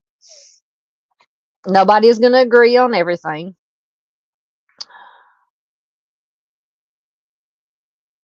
Jocelyn is still here, listening while working. I hope you're having a good night. She says it's good so far, but the night is still young. Yeah.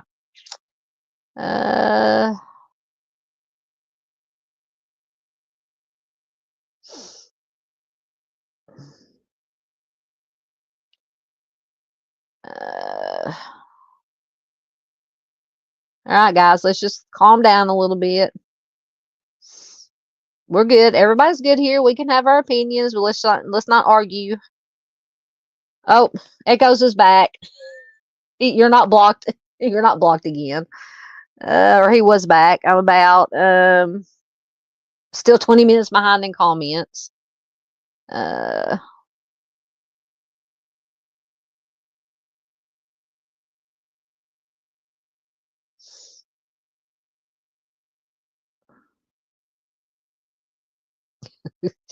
uh,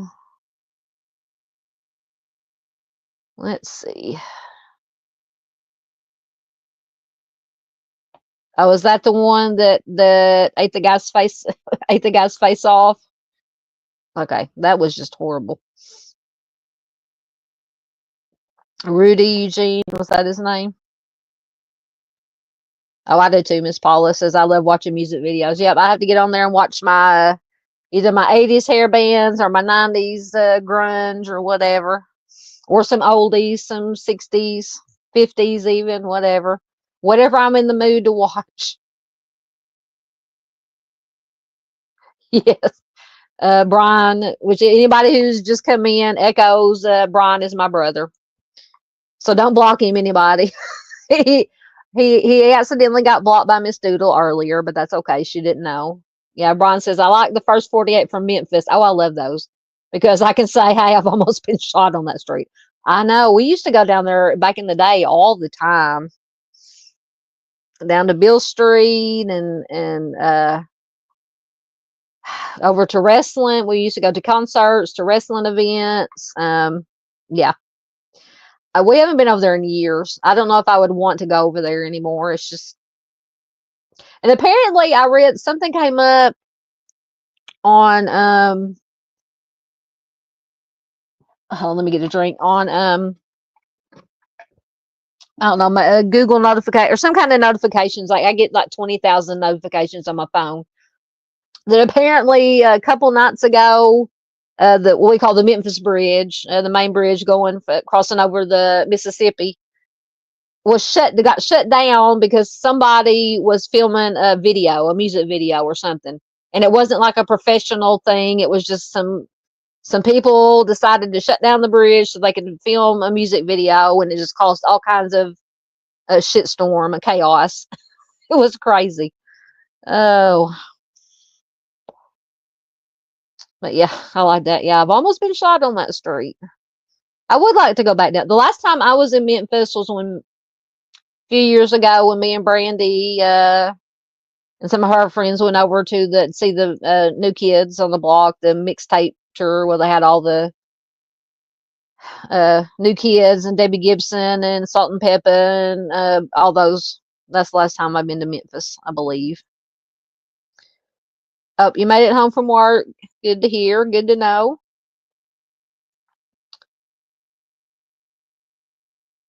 Good. Dandy says everyone is playing nice in the sandbox. No one has sand in their eyes yet. That's good.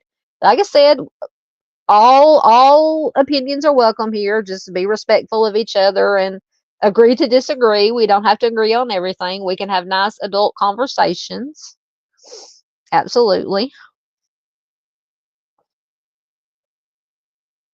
Oh goodness.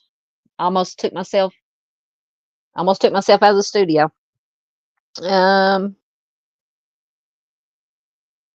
like you too, Charles. We love everybody here. We love everybody.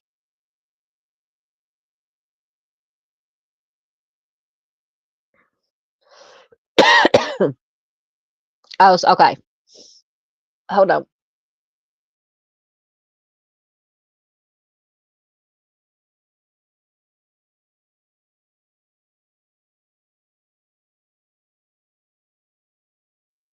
Sorry, I got a tickle in my throat. I had to cough. So yeah, is your nephew doing okay? Charles says I'm calling crazy. My crazy nephew went missing 6 days. I thought he jumped off a bridge and needed DNA. So did he go missing again and you found him? Is he okay as of this minute, as of now? I hope he's doing okay.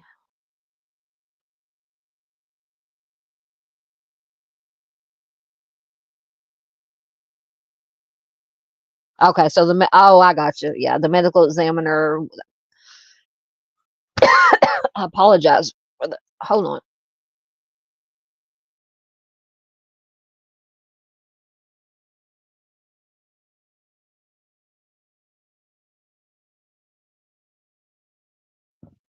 Sorry, guys. I got this tickle in my throat. It won't go away.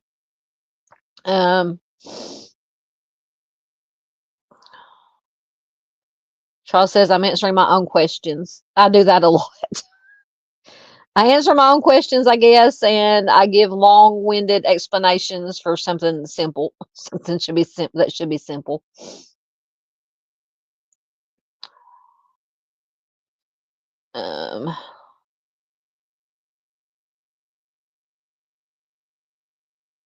Yeah, so there's the I wish I could think of the name of that dang other site that has all the documents and the court transcripts and court records and interviews with all the witnesses, interviews with everybody in the case. Oh my goodness gracious, it's going to drive me nuts. But I learned a lot from that site, actually. And actually, what is that channel called? Burn After Reading. Whoever, and I've not watched it a lot. I think the only thing I've watched is they've done a bunch of stuff on West Memphis 3, and I think he just got through doing like a 4 or 5 part series, the West Memphis 3 for Dummies, he called it. Pretty interesting. But just if you haven't listened to it, or if you care to listen to it, he believes that they're guilty. So just know that going into it if you decide to watch it or listen to it.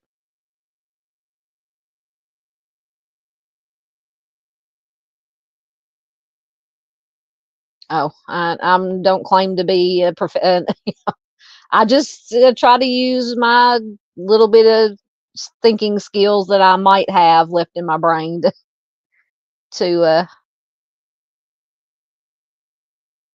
you're absolutely welcome, Jammer. Oh, Miss Barb's still here. Yep. Paula says one of their supporters is Winona Ryder. She is on Stranger Things. Yep. I've got to still get caught up. I'm gonna have to just go back to the beginning of Stranger Things and start from the beginning. I'm so behind.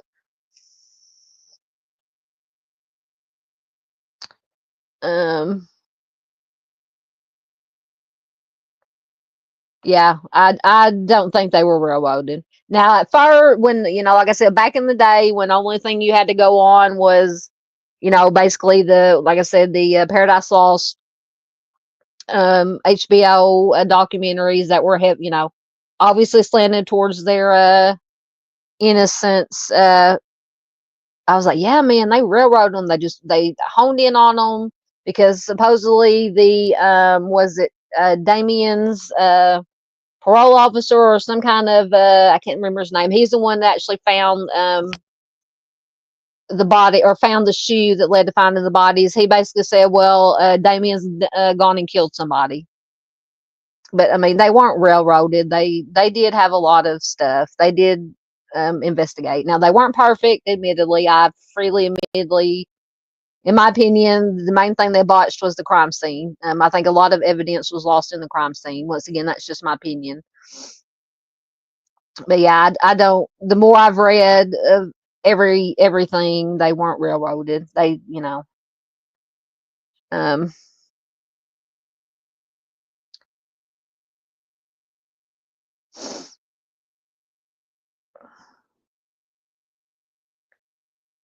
talking about the Alford plea. Actually, the defense came. Okay, so the defense came up with the idea. Are you talking about the Alford plea?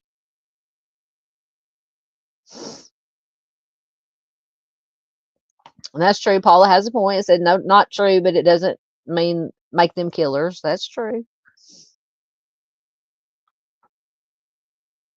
Yeah, that's well said, Dandy. Absolutely.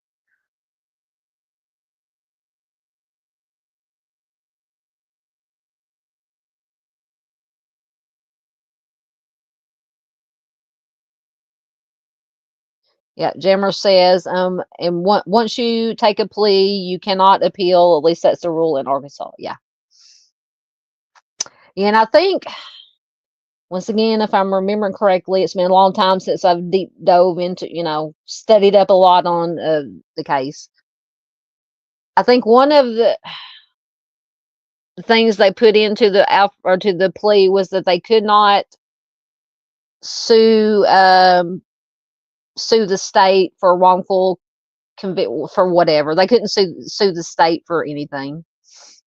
I believe that is what they put in there too.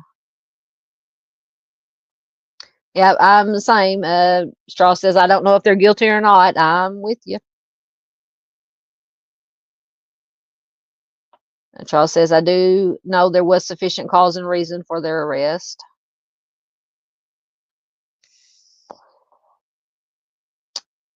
Charles says, I think Hobbs is in prison, or is he out now? I don't know. Hold on. Let me look. I have not read anything about him in a long time, or heard anything about him in a long time.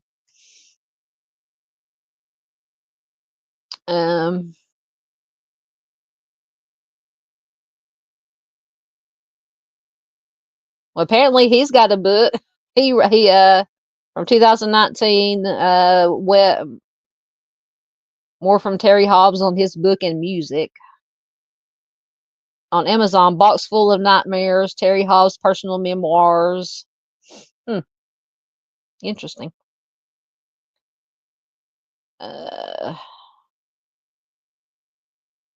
Just trying to see if there's anything recent on Hobbs. Just talking about the testing the DNA.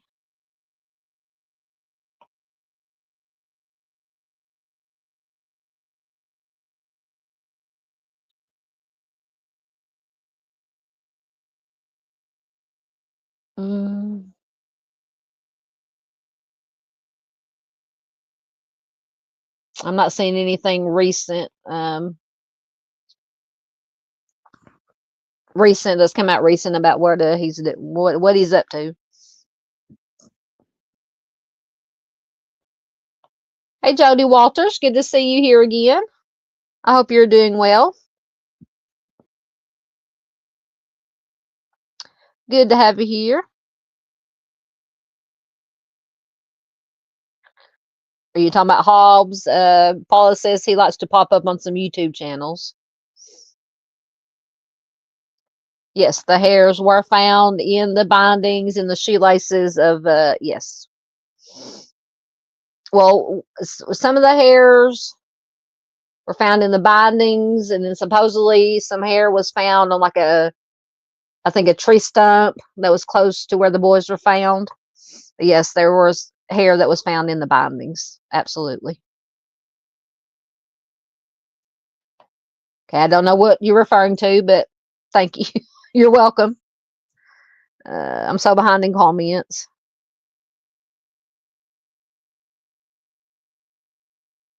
Jammer says what they don't have is any DNA from the West Memphis 3. That is absolutely true. That's one of the things I say is like, well, they didn't have DNA. Not saying anyone is guilty or innocent, but to me, Hobbs seems more likely than the other 3. That's fair enough. I agree. They had no DNA. Now, unless they retest this DNA that, they did test it back in the day, but, like I said earlier, obviously with the advances, they could do more detailed analysis of the DNA. But yeah, at the time, the DNA, they did not have any, still don't. Unless this new DNA, if they finally tested it, does come back with some of their DNA, they do not have any DNA to link the 3. That's true. Yep. Miss Barb says, my hair falls out everywhere I go. Absolutely. Oh, something is. Oh, my brother. Sorry. My brother sent me a message, says, okay, I'm logging off. You're so far behind in comments. I can't wait. Sorry, bro. I'm always behind in comments.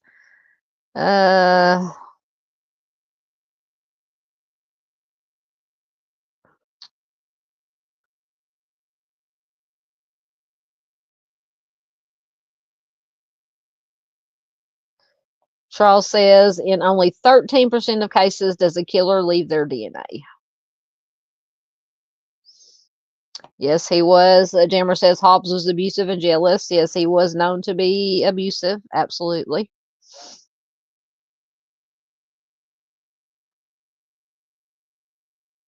Yeah, in my opinion, I'd be looking at everybody, not just the three, but the family. Yeah, who do you always in homicide cases? Who do you always look for or look to first?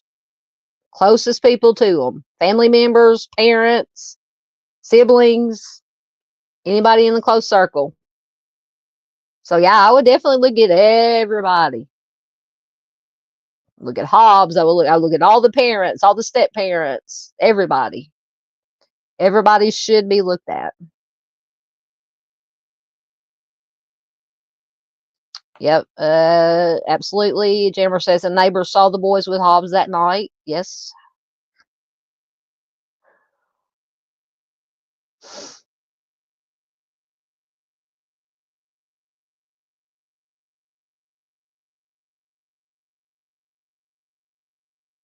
Yep, that's what I was talking about earlier about anybody that commits a game and fish violation gets more stiffer sentences. Ms. Barb says selling, dealing substances, or even homicide, they don't get as much time as killing a turkey. You are correct. You are correct. Yep.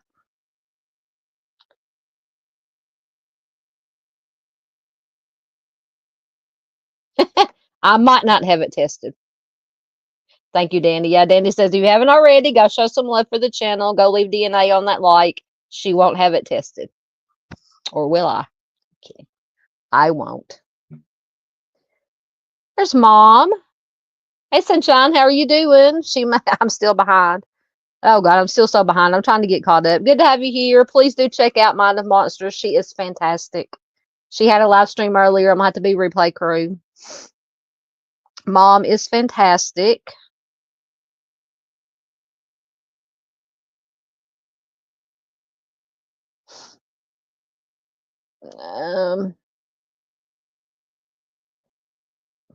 Danny says she tell Mom she was trying to sneak.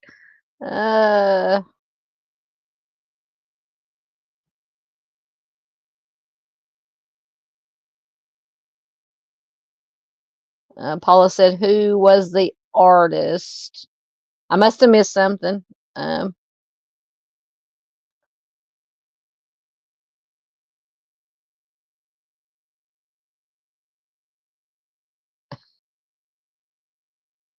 Absolutely. Love to all the mods. Absolutely. I agree wholeheartedly. Absolutely. Okay, you did find your nephew. Good. Good, good, good. Hey, Miss Peggy says she's late. Sorry I'm late. We'll watch the beginning after. Thank you, Miss Peggy. Good to see you. You're not late. We're just, we went through all the cases and stuff I had planned. Now we're just chit-chatting about West Memphis 3 and some other stuff for a little bit. We're going to get out of here probably in a little bit. It's almost 4 hours. All right, let's not be calling anybody names. Just calm down, guys. Calm down. Keep it civil. Keep it civil. Wait, Miss Barbara's got, is that birthday cake? Is that cake? Miss Barbara's got cake.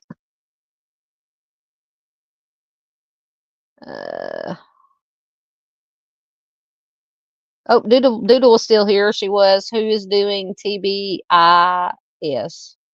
What is TBIS?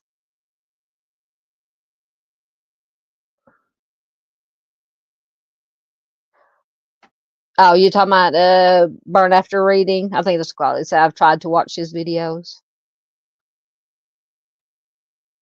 Danny says she's enrolled in ninja school, so she's not so detectable.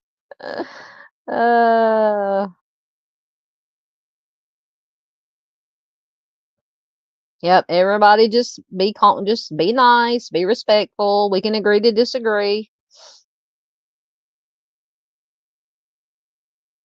Oh, so the Miss Paula says we're talking about Stranger Things earlier. The 5th and final season of Stranger Things is this year. Yeah, I think I made it through the first 2 seasons. And then I got distracted. I do that on so many things. I'll watch a couple of seasons and then get distracted and kind of forget about it. And then I go back and have to start all over again because I forgot what happened in the seasons that I watched.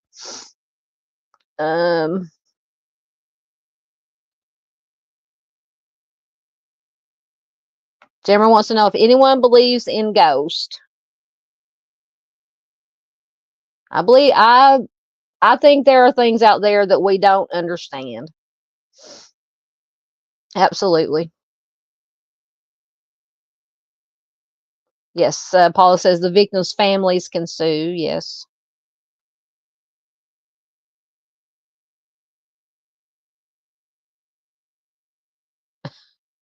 Now, Dandy's talking about kicking trees or something. I don't know.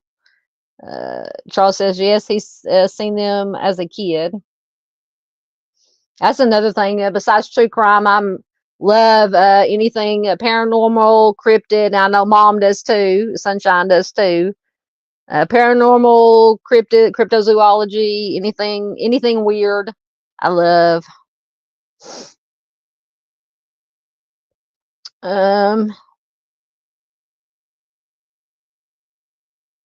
Oh, Jody says, I must have to restart. I'm not getting all the chat again. I'm sorry.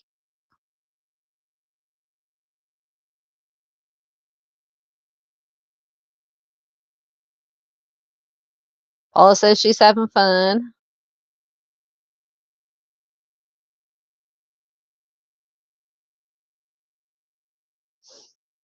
Oh, y'all better behave. Doodle is here. Miss Doodle don't take no crap. She's not as nice as I am. She's nice, but she don't put up with no crap. No,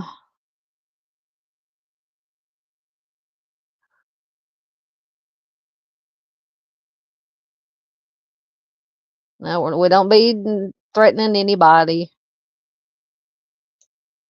So if we can't even, then I may have to reconsider having my West Memphis 3 live stream if we can't even have a adult conversation. We're just been chit-chatting about West Memphis 3. That's why I've done a few live streams on it, but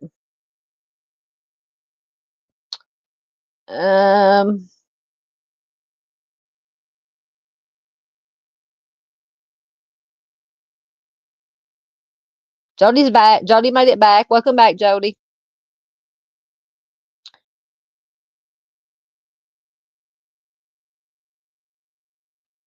Thank you, Miss Doodle. I appreciate it. Which music video? Miss Paula said, who is the artist doing the music video? Miss Paula, you have to remind me what or tell me what music video you're talking about. Thank you, Miss Barb. Definitely do check out Miss Doodle. Do please check out Sunshine at Mind the Monsters. Absolutely.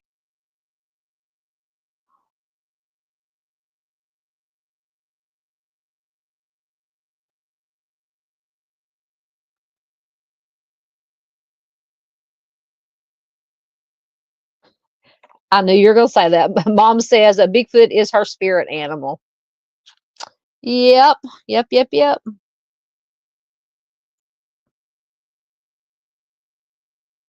Yes, please, everybody be friend, play friends, don't be hostile.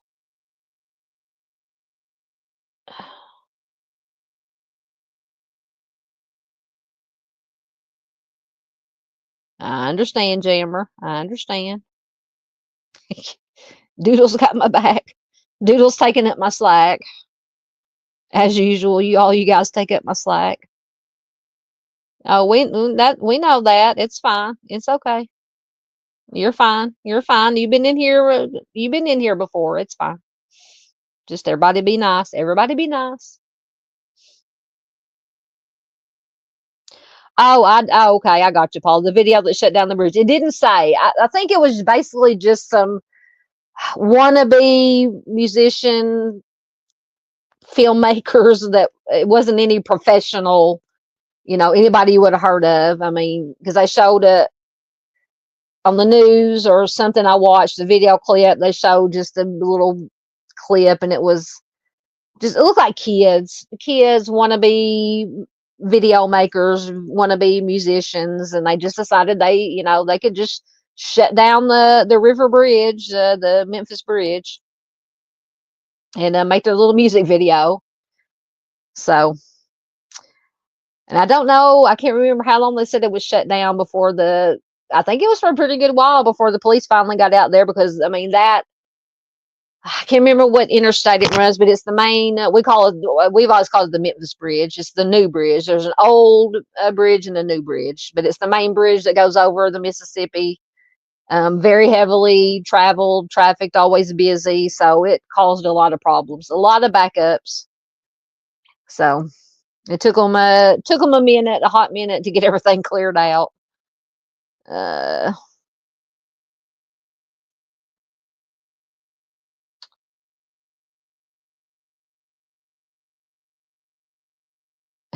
Thank you, Doodle. Yeah, we'll do the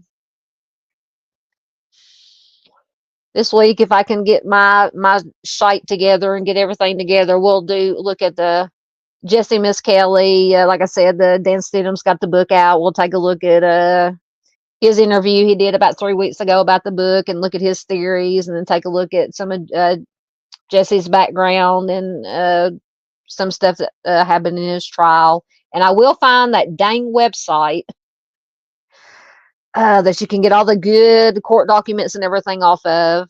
I thought, is it Mike Callahan? Mike Callahan, something like that, I believe is what it's called. Hold on. Good Lord. Let me see if I can find it. Shoot, if I can type. Yes, there we go. Okay, Mike Callahan's site. I think I found it. Hallelujah. Hold on. Now let me find the home page of it if I can. I want the home page. Okay, home.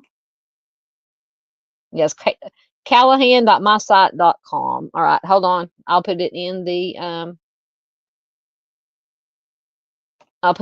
chat, the link in the chat, so you guys can check it out. Oh, wrong tab.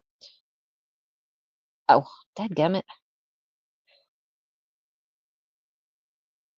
Okay, here is a site that I've been trying to think of. Okay, it should be in there. It's callahan.mysite.com. That's the one I've been talking about. That's got all the court documents, trial transcripts, interview, interrogation transcripts. I think it might have the audio of Jesse's interview, interrogation, whatever you want to call it.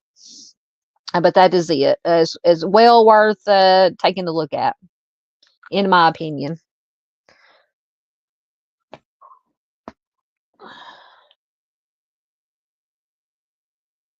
Yep, everything's good. Everything's good. Oh, sorry, I almost missed somebody. The last 24. Hello. Welcome. Good to have you here. Good to see who's here. We got 14. We got more people here now than we have all night. Thank you so much. Thank you so much. Good to have y'all here.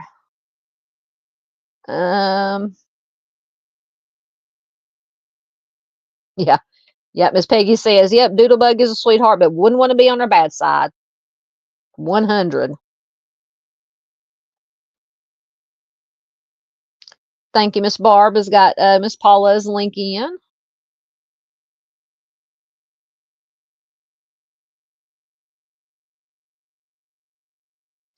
I didn't know you were from Arkansas, Jammer. Cool.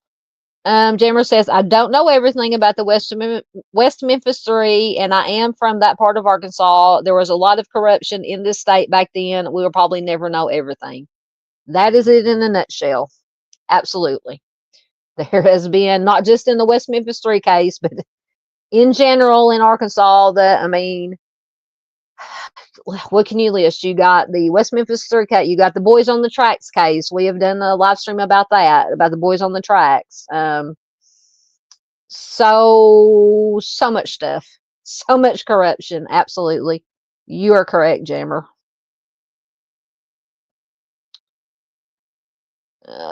Yep, you are correct. We'll probably, unfortunately, never know everything.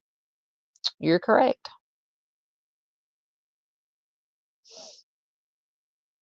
Okay, there's that link. Callahan.mysite.com. Hey, Mustang 65. Good to see you. Always good to see you. Yeah, we were talking about that earlier. Mom says George Foreman passed away. Yep. So Miss Paula said. So we took a look at that earlier. Said he was, what, 76? And they said his COD either is not known or has not been released. So we don't know what happened. Thank you very much. Miss Doodles got Mind the Monsters in.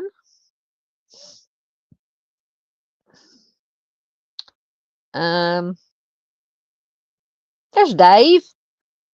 Are you listening and driving? There's Dave. He's checking in. Yep, he's listening and driving. I hope you're doing well, Dave. Be safe out listening and driving. I'm looking forward to your live stream as usual tomorrow night. I will drink lots of caffeine and keep myself awake so I can be there. And if you get to a place before we leave where you can type and tell us a little bit what you're going to be talking about tomorrow. If not, that's fine. We will thank you. There is Dave's link.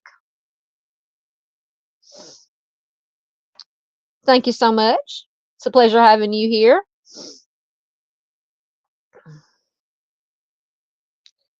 Absolutely. Thank you, Miss Barb. There is Mr. Steve's link, True Crime Web. It's okay, Dave. These Friday night live streams are kind of sporadic. I usually I can usually do them every other Friday, depending on what schedule my mom is working and I'm working and things. If it's not, because every other Friday we do family game night, so I usually do one of these every other Friday. So it's okay, Dave. You're fine.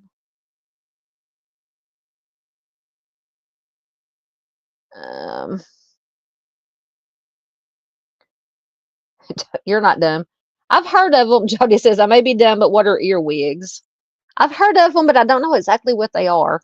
Dandy is going to have to, was it Dandy that threatened to release the earwig? Oh, earwigs. Like a song is like a song or something getting stuck in your head. I think that's what she's talking about. Earwigs. Yeah. Like if you hear somebody mentions a song or you hear a snippet of a song and it gets stuck in your head, I think that's what they call earwigs. I could be wrong.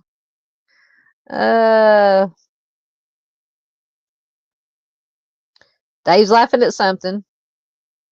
Thank you so much, Jammer. Thank you for being here. We appreciate you. You're welcome here anytime. I'm well, sir. We survived the 50+ mile-an-hour wind gust we had the other day. Got the yard, all the limbs cleaned up out of the yard. We made my nephew come out and help clean up the limbs out of the yard. Because some of them were so big, Mom couldn't pick them up. They were just huge. It blew some shingles loose. It blew. Well, actually, the storms that came through when we had the night that we had the tornadoes blew the the turbine vent thing that's on. It blew it off. It's out in the pasture somewhere. Blew it off. But other than that, we're doing good. Thank you, Mustang. Absolutely. Thank you, Justice for Timmy D's. Yep. Miss Barbara says, see you tomorrow, Dave, or Al on the prowl. It's a Saturday night, her Saturday night date. And I think the Fridays that I'm on, I'm Miss Barbara's Friday night date.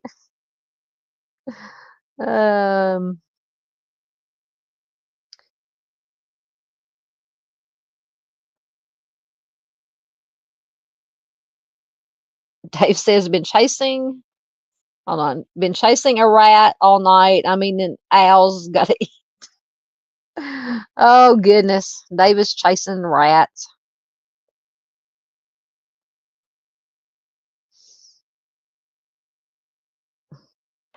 Yeah, we love Miss Barb. Thank you so much. Yeah, we're fixing to get out of here. We're about at the 4 o'clock. 4-hour mark. So,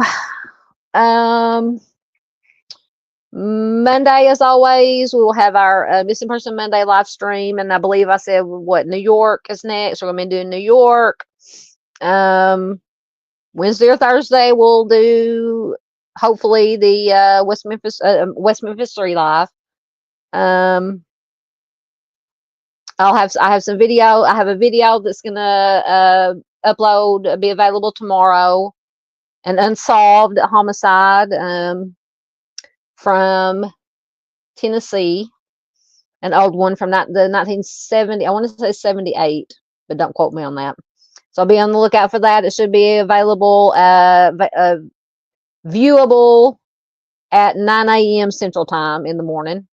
I try to schedule my videos because with my farm signal, you guys know sometimes a video will upload just like that, and sometimes it won't upload at all. So I record my videos, and then if I'm uploading and they're uploading fast, I'll upload them all at once, and then I'll schedule them to be visible at different times so they don't all come out at once. But anyway, another one of my long-winded explanations. But I do have one coming out tomorrow, unsolved homicide for the week. And then I'll have one, like I said, Missing Person Monday live Monday, West Memphis 3 Wednesday or Thursday, and I'll have some more video uploads, missing person video uploads for you this week. I think that's it because I'm starting to babble. I'm getting tired. But thank you everybody for being here. I love each and every one of you. Jody said that yes, Dave can keep his rats. Absolutely. But yes, thank you everybody for being here. Thank you, Jody. Thank you, Mustang. Thank you, Miss Barb. Thank you, Miss Doodle. Thank you everybody who has wrenches, all the mods, friends. Thank you for everything you do. Thank you everybody for being nice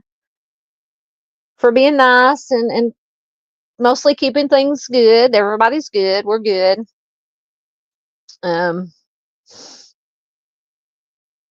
I don't know. Miss Paula wants to know, how do you share a stream on Instagram? Hopefully somebody else in here knows. You can probably just copy the link and paste it into an Instagram post. I'm just assuming. I don't know. The only time I had Instagram was when I was making and selling my jewelry, and I would just post pictures of my jewelry.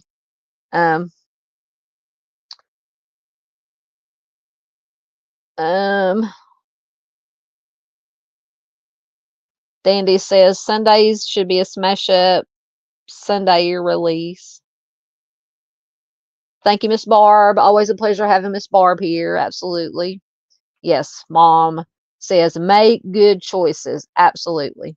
Make good choices. What else is it that she says? Or we, as a community, the good ones try to say, engage with empathy, do no harm. When you're covering anybody who's covering missing persons, any kind of case. Absolutely. Thank you, Miss Doodle. No, it's not just me. Everybody. Thank everybody for everything that everybody does. Absolutely. Just trying to get everybody's last comments in here. Okay, so Mom says, Paula, a pic and the link in the comments, maybe. I don't know. Yeah. Thank you, Jammer. Thank you for being here. We loved having you here. Thank you, the last 24. Pleasure to have you here. Yes, absolutely. Oh, Miss Barb says it takes a village. Absolutely. It takes every one of us, creators, community, everybody. Share, share, share. It's the most important thing you can do. Sharing is caring. Thank you, Miss Peggy. Take care and stay safe, everyone. Sweet dreams. Thank you, ma'am. Yep, that is a fact. It takes a village. All right, I should have been a multitasking while I was I can never find, there it is. Okay. Thank you so much. Yes. See something, say something. Absolutely. All right, guys, I'm going to get out of here. Thank you all so much. I love you all. Thank you, everybody who's in chat. Thank you, replay crew. We love our replay crew. You are awesome. Thank you, lurkers. Lurkers are awesome. Thank you once again, Jammer. And I will see you guys Monday. Monday, right? Yeah, Monday.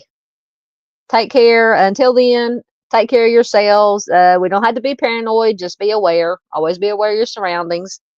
Be careful out there. Take care of each other. We're all we have, so we have to take care of each other. And I will see you guys soon. Thanks, guys.